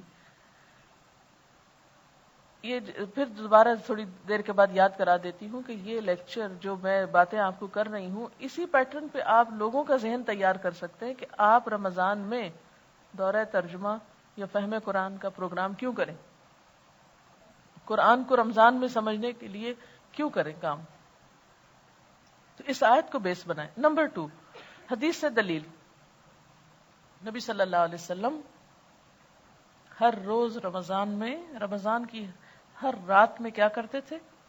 جبریل علیہ السلام سے ملاقات کرتے تھے اور ان کے ساتھ جتنا قرآن پاک نازل ہو چکا ہوتا تھا اس کی دہرائی کرتے تھے یا اس کا دور کرتے تھے. اور آخری سال میں آپ نے 2 بار کیا جب قرآن پاک ایک طرح سے مکمل ہو چکا تھا. تو کبھی انشاءاللہ آپ بھی 2 بار کریں گے، لیکن یہ ہے کہ اگر ایک بار بھی ہو جائے تو غنیمت ہے. تو قرآن کا جو مقصد ہے، مقصد ہدایت، وہ ہو نہیں سکتا پورا جب تک کہ سمجھا نہ جائے، اور سمجھنے کے لیے مل کر سمجھنے کی کوشش. اتنی خوبصورت حدیث آتی ہے نا جس میں آتا ہے کہ آپ صلی اللہ علیہ وسلم بہت زیادہ سخاوت کرتے تھے، لیکن جب آپ جبریل علیہ السلام سے ملاقات کرتے تو آپ تیز آندھی سے بھی بڑھ کر سخی ہو جاتے تھے. یعنی آپ کی سخاوت تیز آندھی سے بھی بڑھ کے ہوتی تھی. اور رمضان میں آپ ہر رات جبریل علیہ السلام سے، یا ہر روز کا لفظ یاد آتا ہے، جبریل علیہ السلام سے ملاقات کرتے تھے. کیونکہ اصل حدیث کے الفاظ کا جو پڑھنے کا لطف ہے وہ صرف مفہوم بتانے میں نہیں ہوتا، اس کا آپ کوٹ کر سکتے ہیں. تو اس میں آپ دیکھیے کہ آپ صلی اللہ علیہ وسلم بھی صرف تنہا تلاوت نہیں کرتے تھے رمضان میں. کیا کرتے تھے؟ جبریل علیہ السلام کے ساتھ کرتے تھے. اس سے کیا پتہ چلتا ہے کہ منیمم ایک شخص بھی ہو سکتا ہے دورہ قرآن کے لیے. ایک شخص بھی ہو سکتا ہے. قرآن تنہائی میں پڑھنے کا بھی بڑا لطف ہے، نماز میں پڑھنے کا بھی بڑا لطف ہے، لیکن کسی مجلس میں بیٹھ کے پڑھنے کا، کسی انسان کے ساتھ بیٹھ کے پڑھنے کا لطف کچھ اور ہی ہے. اکیلے میں تو آپ کی اکیلی فیلنگ ہوتی ہے نا، لیکن دو لوگ ہوتے تو دو کی فیلنگ، یعنی آپ کے اندر بھی ایک ایمان کی لہر دوڑ رہی ہے، ادھر بھی آپ کی آنکھوں سے ایک چمک اٹھ رہی ہے، ادھر بھی. تو یہ جو آپ کا باہمی تعلق ہے اکٹھے بیٹھ کے، اس کا ایک اور فائدہ کیا ہے؟ وہ حدیث میں آتا ہے نا کہ جب مجتمع قوم فی بیت من بیوت اللہ، جب بھی کوئی گروہ اللہ کے گھروں میں سے کسی گھر میں جمع ہوتا ہے، مجتمع اجتماع جس سے نکلا ہے، یتلون کتاب اللہ، اللہ کی کتاب پڑھتا ہے. اور تلاوت کے معنی آپ کو پہلے پارے میں بتائے گئے تھے کہ صرف ریڈنگ نہیں ہوتی، تلا یتلو تلون میں غور و فکر بھی آتا ہے، ورنہ قرات ہوتی ہے. جو قرات ہوتی ہے نا سمپل، تلاوت قرات سے فرق ہے. قرات اور تلاوت میں فرق ہے. قرات از ریڈنگ، لیکن تلاوت صرف ریڈنگ نہیں ہوتی. یہ ہم نے اردو میں تلاوت کا مطلب صرف ریڈنگ رکھ لیا ہے. تلاوت میں انڈرسٹینڈنگ بھی شامل ہوتی ہے. اچھا، یتلون کتاب اللہ، اللہ کی کتاب پڑھتے ہیں، اس میں بھی سمجھنا. وَيَتَدَارَسُونَهُ بَيْنَهُمْ، اور اس کو آپس میں سیکھتے سکھاتے ہیں، ایک دوسرے کو اس کا درس دیتے ہیں. یتدارسون کا لفظ درس سے بھی. اس پر کیا ہوتا ہے؟ نزلت علیہم الرحمہ، رحمت نازل ہوتی ہے، تسکین نازل ہوتی ہے، فرشتے ان کو ڈھانک لیتے ہیں. یہ حدیث جو ہے اس کو آپ پراپر طریقے سے کوٹ کریں گے وہاں پر جہاں آپ نے دورہ قرآن کرانا ہے، یا ایک بھی شخص کو کرانا ہے، اپنی کسی بہن کو، بھائی کو، یا کہیں بھی کٹھے پڑھنے کا. یعنی بہت سے لوگ مجھے کہتے ہیں یہ آپ نے کیا بدعت نکال لی لوگوں کو، آپ قرآن پڑھانے بیٹھ جاتی ہیں رمضان میں یا اس طرح. یعنی تنقید کرنے والے تو ہر طرح کی تنقید کرتے ہیں نا، تو یہ بدعت نہیں ہے. روز قرآن کا پڑھنا اور سمجھنے کی کوشش کرنا اور مل بیٹھ کر پڑھنا. کیا آپ کو یاد نہیں کہ آپ صلی اللہ علیہ وسلم ایک دفعہ مسجد میں تشریف لے گئے، 2 حلقے تھے، ایک صرف ذکر کر رہا تھا اور ایک کیا کر رہا تھا؟ قرآن سکھا رہا تھا. آپ کن کے پاس بیٹھے تھے؟ جو دین سکھا رہے تھے. اور آپ نے کہا کہ انما بعثت معلما، اس لیے علم کی مجلسیں بہت بابرکت مجلسیں ہوتی ہیں. ان دنوں جب میں گئی بھی تھی اپنے اسلام آباد، تو جو میرا سینئر سٹاف ہے، جو مثلا 7-8 سال پہلے جنہوں نے پڑھا مجھ سے، تب وہ 7-8 سال سے جو قرآن پڑھ رہے ہیں، پڑھا رہے ہیں، تو ان کے ذرا بعض اوقات گفتگو کا لیول ان کا کافی اچھا ہوتا ہے، تو لطف آتا ہے بات کر کے ذرا علمی لحاظ سے اور قرآن کے اعتبار سے. تو ایسے ہی کسی سے میری بات ہو رہی تھی، تو کہ اسلام کی جو ابتدائی سینچریز ہیں اس میں مسلمانوں نے بے پناہ ترقی کی، دین اور دنیا دونوں میں فتوحات بھی بے پناہ ہوئی ہیں. اس کے پیچھے کیا ریزن تھی؟ وجہ کیا تھی؟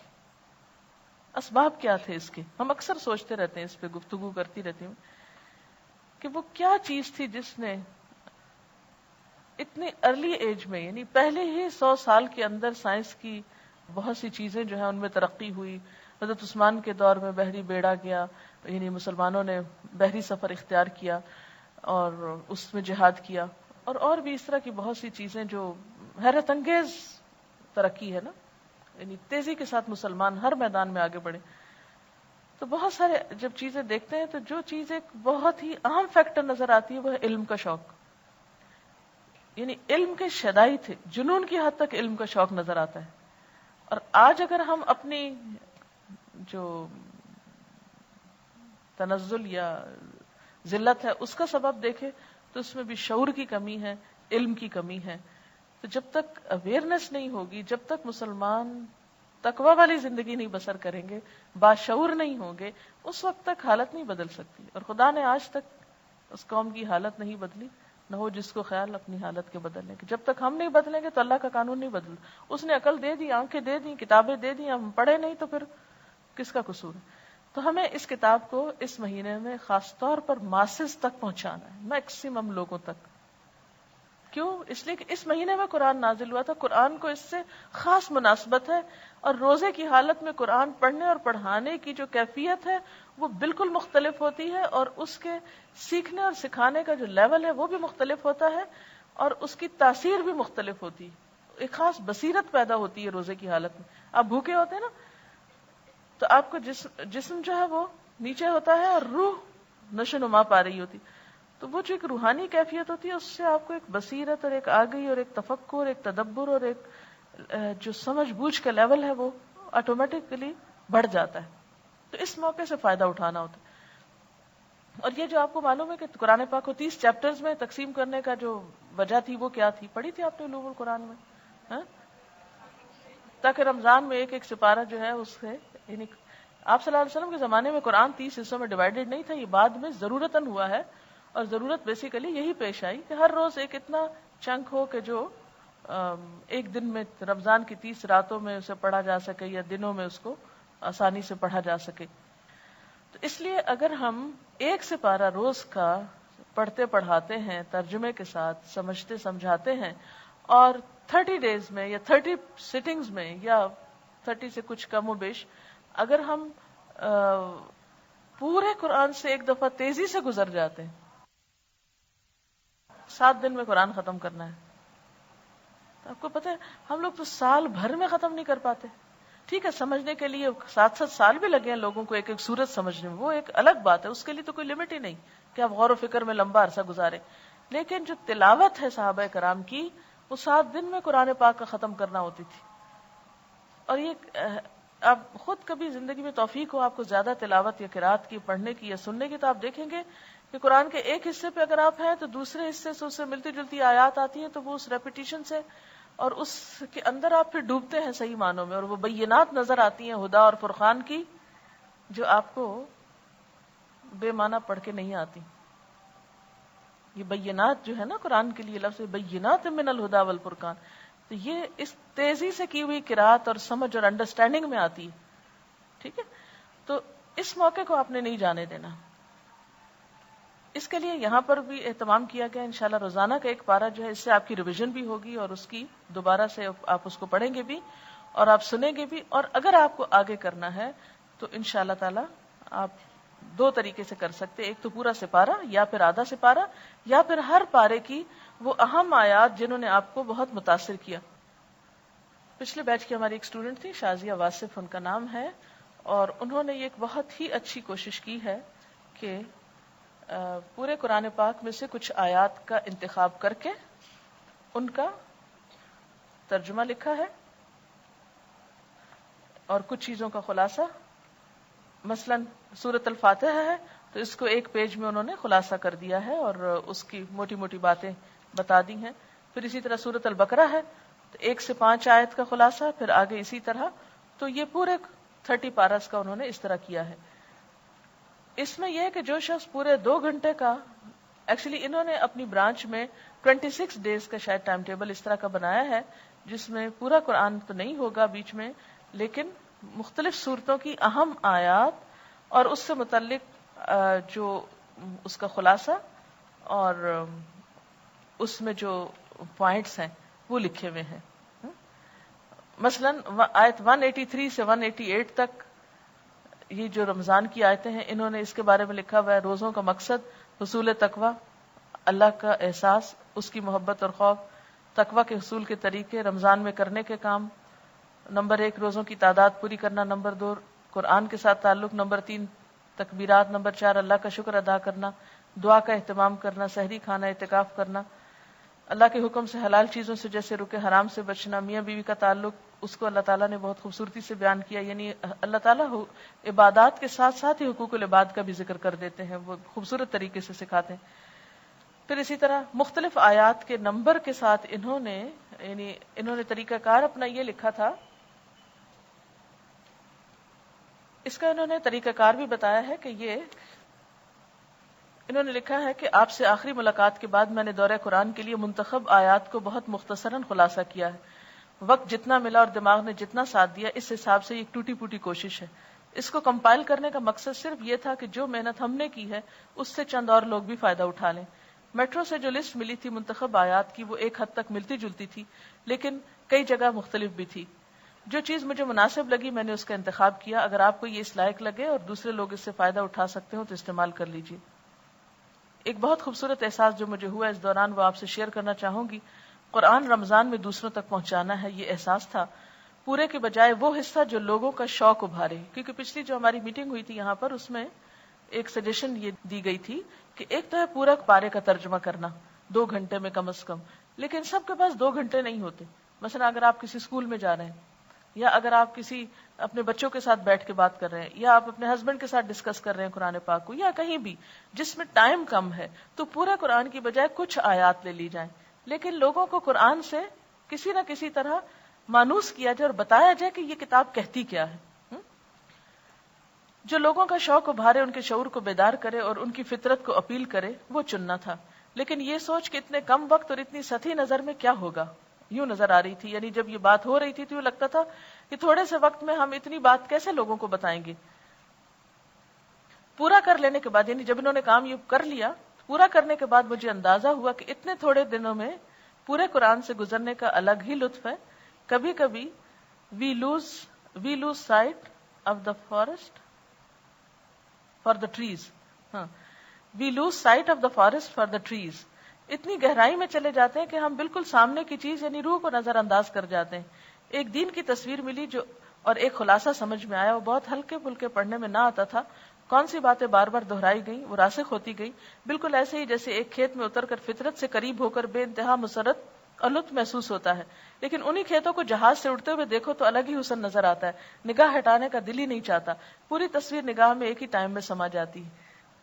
یعنی جب آپ کھیت کے اندر ہوتے ہیں تو چھوٹی چھوٹی ڈیٹیلز دیکھتے ہیں نا، جیسے کلاس میں آپ دیکھتے ہیں ہر پتا، ہر کلی، اس ورڈ کا روٹ کیا ہے، اس کی مختلف تفسیریں، اس کا ایک پوائنٹ یہ ہے، دوسرا تیسرا. لیکن جب آپ اوپر سے دور سے دیکھتے ہو کسی کھیت کو یا باغ کو تو وہ ویو بھی بہت خوبصورت ہوتا ہے. تو ایک کام تو آپ کلاس میں کرتے ہو، ایک رمضان میں سارے ترجمے سے گزر کے کرتے ہو، اور ایک آپ دور سے اہم اہم حصوں کا ویو کرو گے. اس میں بھی بہت خوبصورتی ہے. اور پھر اب میں نے جو دیکھا یعنی چھوٹے چھوٹے حصوں کو، تو اس نیت اور جذبے کے ساتھ کہ دوسروں کو بھی دکھانا چاہتی ہوں، اسی سٹائل میں نوٹس بنائے. اپنے ساتھ کے اسٹوڈنٹ میں یہ کمی پاتی ہوں کہ بات میں سے اصل نقطہ اور عمل کا پہلو نکال سکیں. یعنی ہر ایک کے اندر اتنی صلاحیت نہیں ہوتی کہ آیت پڑھ کر اس میں سے عمل کی بات نکالیں. کون سی چیز کو اہمیت دیں، کون سی کو بات کے لیے اٹھا کے رکھیں. اپنی رائے اس سلسلے میں ضرور دیجیے اور جو کمی کوتاہی اور نشاندہی کیجیے، ہم اصلاح کر لیں گے. اور اس کا طریقہ انہوں نے بتایا کہ یہ پورا سلیبس ہم نے 26 دنوں میں پھیلایا ہے. پیچھے اس کی تفصیل ہے. کچھ تلاوت کسی قاری کی آواز میں لگائیں گے. یعنی مجلس کیسے ہوگی، پہلے جن آیتوں کو پڑھنا ہے اس کی تلاوت لگائیں گے، کچھ کی عربی میں خود پڑھوں گی، ترجمہ سب آیات کا پڑھا جائے گا جن کے نمبر نوٹ کیے ہوئے ہیں. جو پوائنٹس جن آیات کے ساتھ لکھے ہیں ان کو ہلکا سا ڈسکس کر لیا جائے گا. کہیں کہیں سننے والوں کو بولنے پر موٹیویٹ کیا جائے گا، یعنی انٹریکٹیو سیشن ٹائپ ہوگا. منتخب شدہ آیات کی پوری فہرست اویلیبل کی جائے گی، یعنی لوگوں کو بھی دے دی جائے گی. جو سامعین لینا چاہیں وہ اپنے قرآن میں نشانیاں لگا کر آئیں تاکہ اس وقت ڈھونڈنے میں ان کو دقت نہ ہو. یعنی کلاس جن بھی لوگوں پر کلاس مشتمل ہوگی وہ ان آیات پر پہلے سے قرآن پاک میں مارک کر کے آئیں، اور جب کہا جائے آیت نمبر فلاں تو وہ حصہ کھول لیں، اتنے میں تلاوت سنیں، پھر ترجمہ پڑھا جائے اور اس میں ایک بات عمل کی، یہ دوسری، یہ تیسری، یہ چوتھی. یہ اور اس سے آپ اندازہ کریں کہ رمضان کے آخر میں ایسے لوگ جب قرآن کی موٹی موٹی باتوں سے روشناس ہوں گے تو ان کے اندر کیا آئے گا؟ قرآن کے تعارف کے ذریعے قرآن کی محبت. ہم کسی بھی چیز سے محبت کیوں نہیں کر پاتے کہ ہمیں پتہ ہی نہیں ہوتا کہ اس کے اندر کیا خوبی ہے. جو کسی کی خوبیاں کھلتی ہیں اتنی اتنی محبت آپ کی بڑھتی چلی جاتی. قرآن سے لوگوں کی غفلت، یعنی دور سے اس کی عزت رسپیکٹ تو کرتے ہیں مگر حقیقی معنوں میں اس سے محبت نہیں کرتے. پتہ ہی نہیں اس کے اندر لکھا ہوا کیا ہے. یا کچھ لوگ خوف زدہ ہیں، پتہ نہیں اس کو پڑھ لیں گے تو کیا ہو جائے گا ہماری زندگی میں. تو اس خوف کو دور کرنے کے لیے اگر افیکٹو پارٹس جو ہیں ان کو ہائی لائٹ کر کے 1 گھنٹے میں یا آدھے گھنٹے میں یا جتنا بھی ٹائم کہیں پر اویلیبل ہے، مثلا کچھ لوگوں کو ہو سکتا ہے کسی اسکول میں والنٹریلی کچھ کام کرنے کا موقع ملے، گھر میں تراویح کے بیچ میں، کیونکہ ہوتا ہے نا روز تراویح پڑھتے ہیں تو پتہ نہیں چلتا کیا پڑھا ہے، تو اس کے بیچ میں آپ وقت لے سکتے ہیں، دوسروں کو بتا سکتے ہیں. تو اس طرح انشاءاللہ تعالی ایک مختصر گو تھرو بھی آپ قرآن پاک سے کر لیں گے. اس کے علاوہ جو 2 گھنٹے کا دورہ قرآن ہے اس کا اپنا ایک لطف ہے اور اپنا ایک سیٹسفیکشن ہوتی ہے کہ جی ہم نے شروع سے لے کے آخر تک قرآن ختم کر لیا. کیونکہ ہماری قوم کی یہ بھی ایک بہت بڑی کمزوری ہے یا ان کی آرزو ہوتی ہے کہ ہم کیا کر لیں, قرآن سے ایک دفعہ گزر جائیں. جب ختم ہوتا ہے پھر ہمیں لگتا ہے آج ہماری دعا قبول ہونی ہے اور آج ہی سب کچھ ملنا ہے ہم کو. خیر ہے تو ایک حقیقت ہے کہ قرآن کے ختم پہ ہوتی ہے قبول. تو اس کے لیے پھر کیا ہے کہ آپ ایک پارہ سلیکٹ کریں. عموماً یہ ہوتا رہا ہے گزشتہ سالوں میں کہ ہم ایک آدھ رات لوگوں سے لے لیتے تھے, طاق رات, جس میں ایک ایک سپارہ ساتھ ہو جاتا تھا نوافل کے علاوہ. اس طرح 30 روزے عام طور پر نہیں بنتے تو 29 دن رہ جاتے ہیں, ایک سپارہ ایکسٹرا ہو گیا. لوگ عید پر جانا چاہتے ہیں, یہاں تو کراچی میں اتنا مسئلہ نہیں, لیکن پنجاب میں اور خصوصاً اسلام آباد میں یہ مسئلہ اتنا گمبھیر ہے کہ اسلام آباد سب کا کوئی بنیادی ٹھکانہ نہیں, سب لوگ کہیں کہیں اور سے ہی آ کے وہاں جڑے ہوئے ہیں. تو وہ اپنے اپنے علاقوں میں شہروں میں عید منانے چلے جاتے ہیں, چھٹیاں ہوتی ہیں, لوگ اپنے رشتہ داروں سے جا کے ملتے ہیں. تو اس کا بھی ایک وہ پریشر ہوتا تھا کہ آپ کو جلدی ختم کر دیں, ہم نے جانا ہے, ہم دعا میں شریک ہونا چاہتے ہیں اس لیے جلدی ختم کریں. ورنہ میرا دل یہ ہوتا تھا کہ جیسے 29ویں روزے کو ہو تاکہ میکسیمم ٹائم ہم اس کے ساتھ گزار سکیں. اس کے لیے ایک حل تو یہ ہوتا کہ طاق راتوں میں سے کوئی رات 1 یا 2 لے لی جائیں تو وہ 1.5 سپارہ کر کے اس میں کچھ وقت گزر جاتا ہے. لیکن اگر یہ ممکن نہ ہو تو آخری 10 پارے جو ہیں ان میں سے کچھ پارے ایسے ہیں کہ جن کو باہم کمبائن کیا جا سکتا ہے اور ایک دن میں ایک پارے کی بجائے 1.5 پارہ کیا جا سکتا ہے. لیکن پہلے 10 پاروں میں یہ چیز عموماً ممکن نہیں ہوتی کیونکہ آپ کو معلوم ہے اس میں احکام کی آیات ہیں, مدنی صورتیں ہیں زیادہ, اور وہ بہت طویل صورتیں ہیں اور طویل احکامات اس میں آ جاتے ہیں, تو اس کو 1.5 سپارہ آپ نہیں کر سکتے. دوسرے حصے میں بھی آپ دیکھ رہے ہیں کہ سورت یوسف ہے اور پھر سورت جو ہے بنی اسرائیل ہے, اور سورت کہف آپ نے ابھی پڑھی نہیں لیکن وہ بہت طویل ہے وہ بھی. تو یہ صورتیں جو ہے یہ خود ٹائم ٹیکنگ ہے, ان کے اندر بھی بہت میٹر ہے جس کی وجہ سے پھر آپ نہیں آگے سورت نور آ جاتی ہے, اس میں بھی بہت لینتھی ہے وہ بھی صورت. اس طرح پھر آپ دوسرے اشرے کو بھی نہیں ڈیوائیڈ کر سکتے, لیکن تیسرے اشرے میں عام طور پر خلاصہ ہے قرآن پاک کا.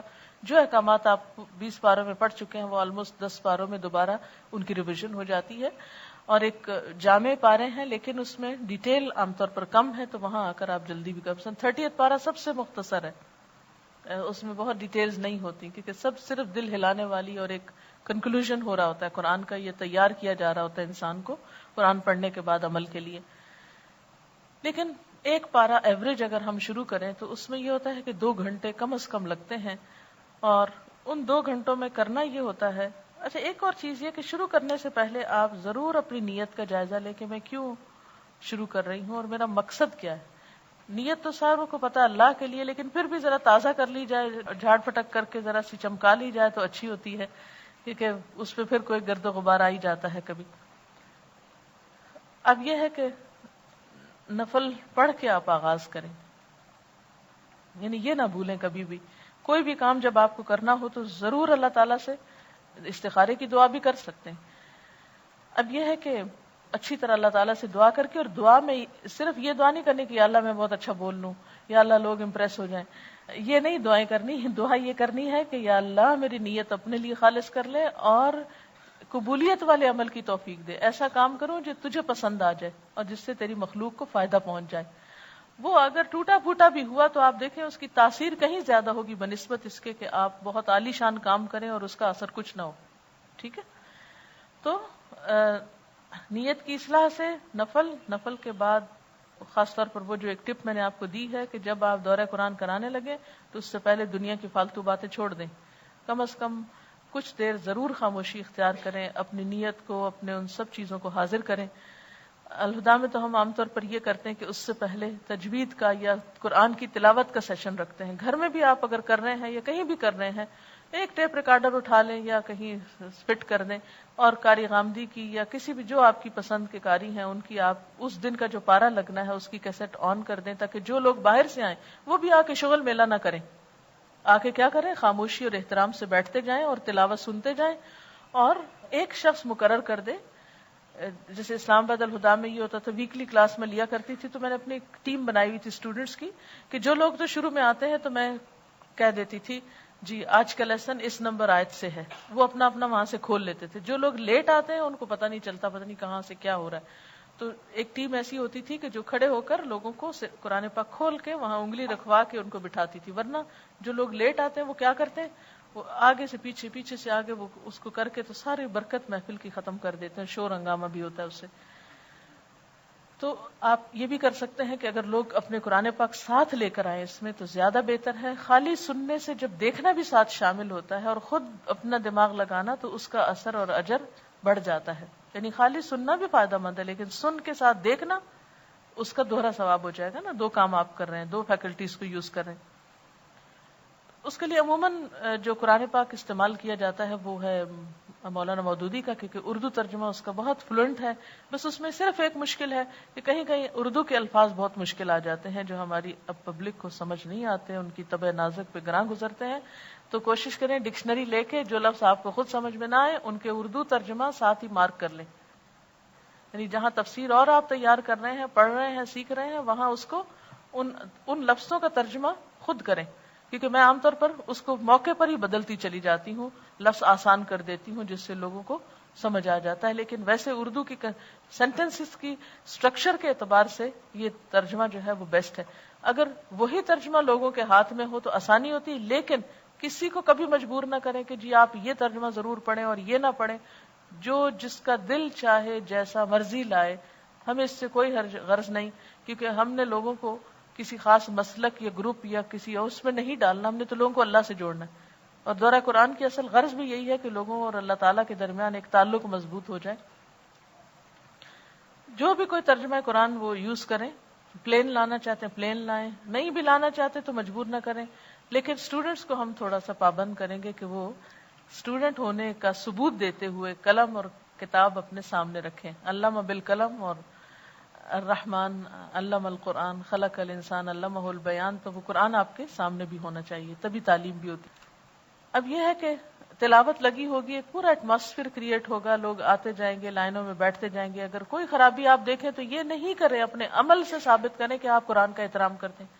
بعض لوگوں کو میں نے دیکھا ہوتا ہے تلاوت لگی ہوتی ہے اور ساتھ کیا شروع کر دیتے ہیں، باتیں شروع کر دیتے، لوگوں کو انسٹرکشنز دینا شروع کر دیتے ہیں. ذرا پلیز آگے آگے ہو جائیے، اگر آپ نے کرنا ہے لوگوں کو تو ذرا اس کو آف کر دیجیے.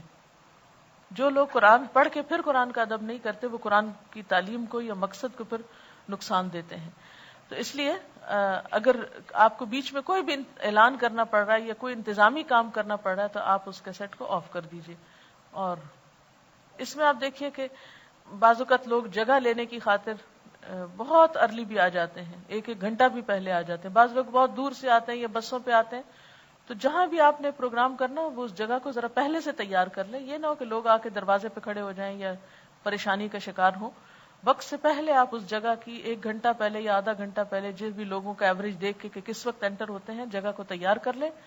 اور جگہ تیار کرنے کے بعد یہ ہے کہ آرام سے وہ بیٹھتے جائیں. اگر بیٹھنے کا طریقہ ان کو نہیں آتا تو آپ اس وقت ان کو مت پریشان کریں. جب آپ شروع کرنے لگے تلاوت آف کر کے آپ ان سے ریکویسٹ کر لیں کہ اگر آپ سب اس طرح بیٹھ جائیں تو زیادہ بہتر طور پر ہوگا. کیونکہ بعضوں کا دیکھا گیا کہ لوگ ایک کنارے پہ بیٹھ جاتا ہے، دوسرا ادھر، ایک کی ٹانگیں ادھر پھیلی ہوئی ہیں، ایک کا حال حلیہ کچھ اور ہو رہا ہے. وہ قرآن کی مجلس ہی نہیں لگ رہی ہوتی جیسے عموماً قرآن خوانیوں میں بھی نظر آتا ہے. تو ایسے میں کوشش کریں کہ لوگوں کو پیار محبت سے ادب سے بیٹھنا، اور کہتے ہیں نا اٹھنا بیٹھنا سکھانا، تو وہ تھوڑا سا اٹھنا بیٹھنا ان کو سکھا دے اور اس کے بعد آپ شروع کریں.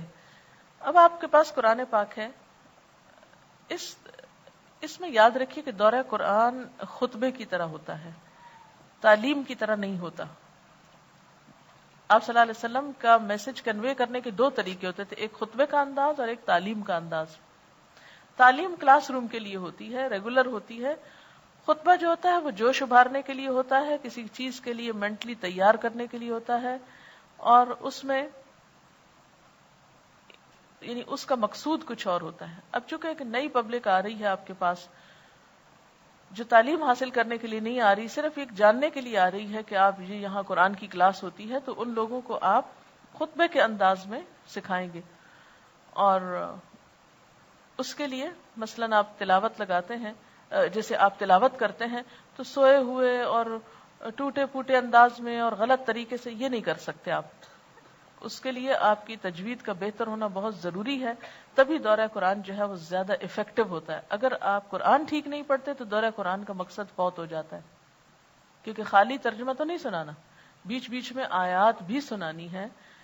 اس سے پہلے ایک تلاوت تو آپ لگا چکے، پورا پارا سنا گیا تو پورا پارا سن لیں، اگر پورا نہیں بھی سنا گیا آدھا سن لیں، آدھا لوگ گھروں میں سن لیں یا پڑھ لیں، وٹ ایور، یہ ان کی اپنی مرضی ہے، ٹائم کے اوپر ڈیپینڈ کرتا ہے کہ وہ کتنا ٹائم دیتے ہیں. لیکن جب آپ نے قرآن پاک کھول لیا اور اب آپ بیٹھ گئے ہیں دوسروں کو سکھانے کے لیے، تو تعلیم کا نہیں خطبے کا انداز اپنائیے اور آہستہ بولنے کی بجائے تھوڑا سا تیز بولیے، اور آیات کو جہاں ڈرانے والی آیات ہیں ان کا انداز اس طرح ہو، جنت کی آیات ہیں ان کا انداز اس طرح ہو، جہاں کوئی یعنی تکرار آ رہی ہو یا جہاں ردم ہے قرآن پاک کا خاص طور پر، ان آیات میں ردم لانے کی کوشش کریں. اس طرح انشاءاللہ تعالی آپ ایک سپارہ جب کریں گے. اور ایک اور چیز جو آپ کو کہنا چاہوں گی وہ یہ ہے کہ اگر آپ یہ کام کرنا چاہتے ہیں تو آپ یہ یاد رکھیں کہ قرآن پاک کی نعمت ایک ایسی نعمت ہے، جو قرآن پاک ایک ایسی بھاری امانت ہے جو اللہ تعالیٰ نے، جیسے قرآن پاک میں آتا ہے انا اردنا الامانۃ علی السماوات والارض والجبال فابین ان یحملنها وحملها الانسان. ہم نے اس امانت کو آسمان و زمین پر، پہاڑوں پر پیش کیا، انہوں نے اس کو اٹھانے سے انکار کر دیا، انسان نے اس کو اٹھا لیا. تو یہ جو کتاب ہے، اللہ تعالیٰ فرماتے ہیں لو انزلنا هذا القرآن على جبل لرأيته خاشعا متصدعا من خشية الله. لو انزلنا هذا القرآن على جبل، اگر ہم اس قرآن کو پہاڑ پہ اتارتے تو پہاڑ کا حال کیا ہوتا؟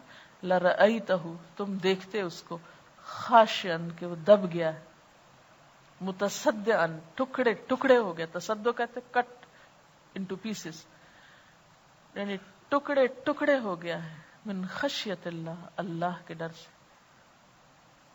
اب آپ خود سوچیں کہ کتنا بھاری کام ہے جو آپ نے اٹھایا. یہ ڈرانے کے لیے نہیں میں آپ کو کہہ رہی، لیکن اس کی عظمت کو محسوس کریں. اگر آپ عظمت کے محسوس نہیں کریں گے تو اس کو آگے ڈیلیور نہیں کر سکیں گے، کیونکہ جو دینے والا ہے اس کے اندر کچھ بیسک کوالٹیز کا ہونا بے حد ضروری ہے. جب تک آپ کے اپنے اندر اس کا وہ محسوس نہیں ہوگا تو آپ دوسروں کو محسوس نہیں کرا سکیں گے. اگر آپ کے اندر محبت نہیں ہوگی تو آپ محبت دے نہیں سکیں گے. اس لیے بہت ضروری ہے کہ آپ اس کو اس طریقے پر لیں. اور پھر اس کے بعد یہ ہے کہ ایک مہینے میں چونکہ پڑھا جاتا ہے اور بہت سارے لوگ پڑھتے ہیں، آپ خود سوچیں یہ سب کچھ جمع ہو کے تو کتنا ایک پر اثر اور ایک ہلا دینے والا کام ہوتا ہے. یہ معمولی کام نہیں ہوتا. اس کے لیے آپ کی صحت بھی اچھی ہونی چاہیے. تو خدا کے لیے اور اس رمضان سے فائدہ اٹھانے کے لیے تھوڑا سا اپنی صحت کا مزید خیال کر لیجیے گا. عام دنوں میں وٹامنز لینا بھول جاتی ہوں، پرواہ نہیں کرتی، لیکن رمضان میں جس طرح روزہ رکھنا فرض سمجھتی ہوں ایسے ہی وٹامنز لینا فرض سمجھتی ہوں. عام دنوں میں کبھی دل چاہ دودھ پی لیا، نہیں پیا، لیکن رمضان میں تاکیداً اور احتیاط کے ساتھ. اگر آپ اس طرح کا کوئی بھی کام کر رہے ہیں تو اپنی طرف سے کیا کریں، یعنی ذہنی تیاری کے ساتھ عملی تیاری بھی. آپ اس کے بوجھ کو اٹھا رہے ہیں تو پھر آپ اسے دینے کے بھی قابل ہوں. کوشش کریں کہ رمضان سے پہلے اپنے کاموں کو 2-3 دن پہلے اس طرح ختم کر لیں کہ آہستہ آہستہ آہستہ آہستہ آپ کی جیسے ٹرانزیشن ہوتی ہے نا، ایک چیز سے نکل کر دوسری چیز کی طرف، تو پھر آپ یہ کام بہتر طور پر کر سکیں گے. روز دورہ قرآن کی کلاس کے لیے پریپیئر کیسے کریں؟ کیا ڈیلی آپ کی ٹیپ سننا ضروری ہے یا کوئی تفسیر؟ اس میں آپ دیکھیں کہ بہترین تفسیر جو آپ کو فائدہ دے سکتی ہے، کم وقت میں جو آپ کو چیزیں کلیئر ہو سکتی ہیں، وہ احسن البیان ہے. اس میں ٹو دا پوائنٹ بہت سی باتیں لکھی ہوئی ہیں اور بہت جلدی آپ اس کو کوئک گو تھرو کر سکتے ہیں سکھانے کے لیے. ٹیپ سے آپ زیادہ کیا کر سکتے ہیں، سٹائل سیکھ سکتے ہیں کہ ڈیلیور کیسے کرنا ہے. وہ میں نے ریکویسٹ کی ہے کہ اگر سنا دے تھوڑا سا تو اس سے آپ کو اندازہ ہو جائے گا. اور اس کے علاوہ یہ ہے کہ امت اخبار سے پچھلے سال سے آ رہا ہے اس کا وہ ہم نے کٹنگ یہاں رکھی ہوئی ہے لیکن اس کو ابھی کمپائل ہم نے نہیں کیا. اس میں کچھ پوائنٹس کہیں کہیں جو ضروری تفسیر کے ہیں وہ بھی آپ لے سکتے ہیں. ہماری آسانی کے لیے افضل اور مسنون عبادات اوقات کے مطابق خاص رمضان کے لیے فہرست کی صورت میں ٹائم ٹیبل نوٹس بورڈ پہ لگوا دیں. ہو سکتا ہے جو رمضان کا پیکج ہم تیار کریں اس کا کچھ حصہ نوٹس بورڈ پر بھی آپ لگوا سکتے ہیں. میٹرو میں کیسٹ پہ دورہ قرآن ہوگا یا کوئی اور کرائے گا؟ نہیں, یہاں کے جو ٹیچرز ہیں آپ کے وہ کرائیں گے, کیسٹ پہ نہیں ہوگا. اور ہم لوگ رمضان میں گھروں کی صفائیاں کرتے رہے, گناہوں کی نہیں. جی اچھا کمنٹ ہے کہ رمضان میں ہم, کیونکہ توجہ جو نہیں دلائی کسی نے کہ بھئی اتنا قیمتی مہینہ پتہ نہیں زندگی میں آتا یا نہیں. سوچئے روزے کی حالت میں آپ کانسٹنٹلی عبادت میں ہوتے, کوئی اور عبادت نہیں جس میں آپ منٹ منٹ میں عبادت میں ہو.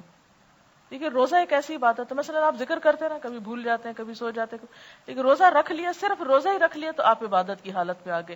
لمحہ لمحہ آپ کا وداؤٹ اینی گیپ, ایک ایک سیکنڈ صبح سحر سے لے کے افطار تک مکمل عبادت ہے. کیا کوئی اور چیز مجھے بتائیے؟ اور پھر آزادی ہے, اس عبادت کے ساتھ آپ کیا کر سکتے ہیں؟ اس عبادت کے ساتھ آپ دنیا کے کام بھی کرتے رہتے ہیں. مثلا نماز پڑھتے ہیں, آپ دنیا کا کوئی کام نہیں کر سکتے. حج کرتے ہیں, آپ دنیا کے کام نہیں عام طور پہ کر سکتے. لیکن اس عبادت میں آپ کیا کرتے ہیں؟ روزہ رکھ کے مکمل عبادت میں آپ اور بھی کام کر رہے ہیں. اسی لیے آپ صلی اللہ علیہ وسلم نے فرمایا کہ اللہ تعالیٰ فرماتے ہیں کہ ابن آدم کے جو اور اعمال ہیں ان کے ثواب 1 سے 700 گنا تک, لیکن روزہ الصوم لی وانا اجزی بہ, روزہ میرے لیے اور اس کا بدلہ میں خود دوں گا. افضل ترین عبادت ہے. تو اس میں پھر آپ عبادت میں عبادت جب کرتے, جیسے ایک حدیث میں آتا ہے کہ ایک شخص نے آپ صلی اللہ علیہ وسلم سے پوچھا سب سے افضل نماز کس کی ہے, پھر پوچھا سب سے افضل روزہ کس کا ہے. یعنی روزہ تو پوری قوم رکھے گی لیکن سب سے زیادہ ثواب کس کو ملے گا؟ آپ نے فرمایا کہ جو اس میں سب سے زیادہ ذکر کرے. یعنی روزے کی عبادت کے ساتھ ذکر میں کیا کیا چیزیں آتی ہیں؟ نماز بھی ذکر ہے, تلاوت قرآن بھی ذکر ہے, تسبیحات بھی ذکر ہے. یعنی ذکر از ناٹ اونلی تسبیح پڑھنا, ذکر کی قرآن پاک میں نماز کے لیے کیا آتا ہے؟ وَلَذِكْرُ اللَّهِ اکبر.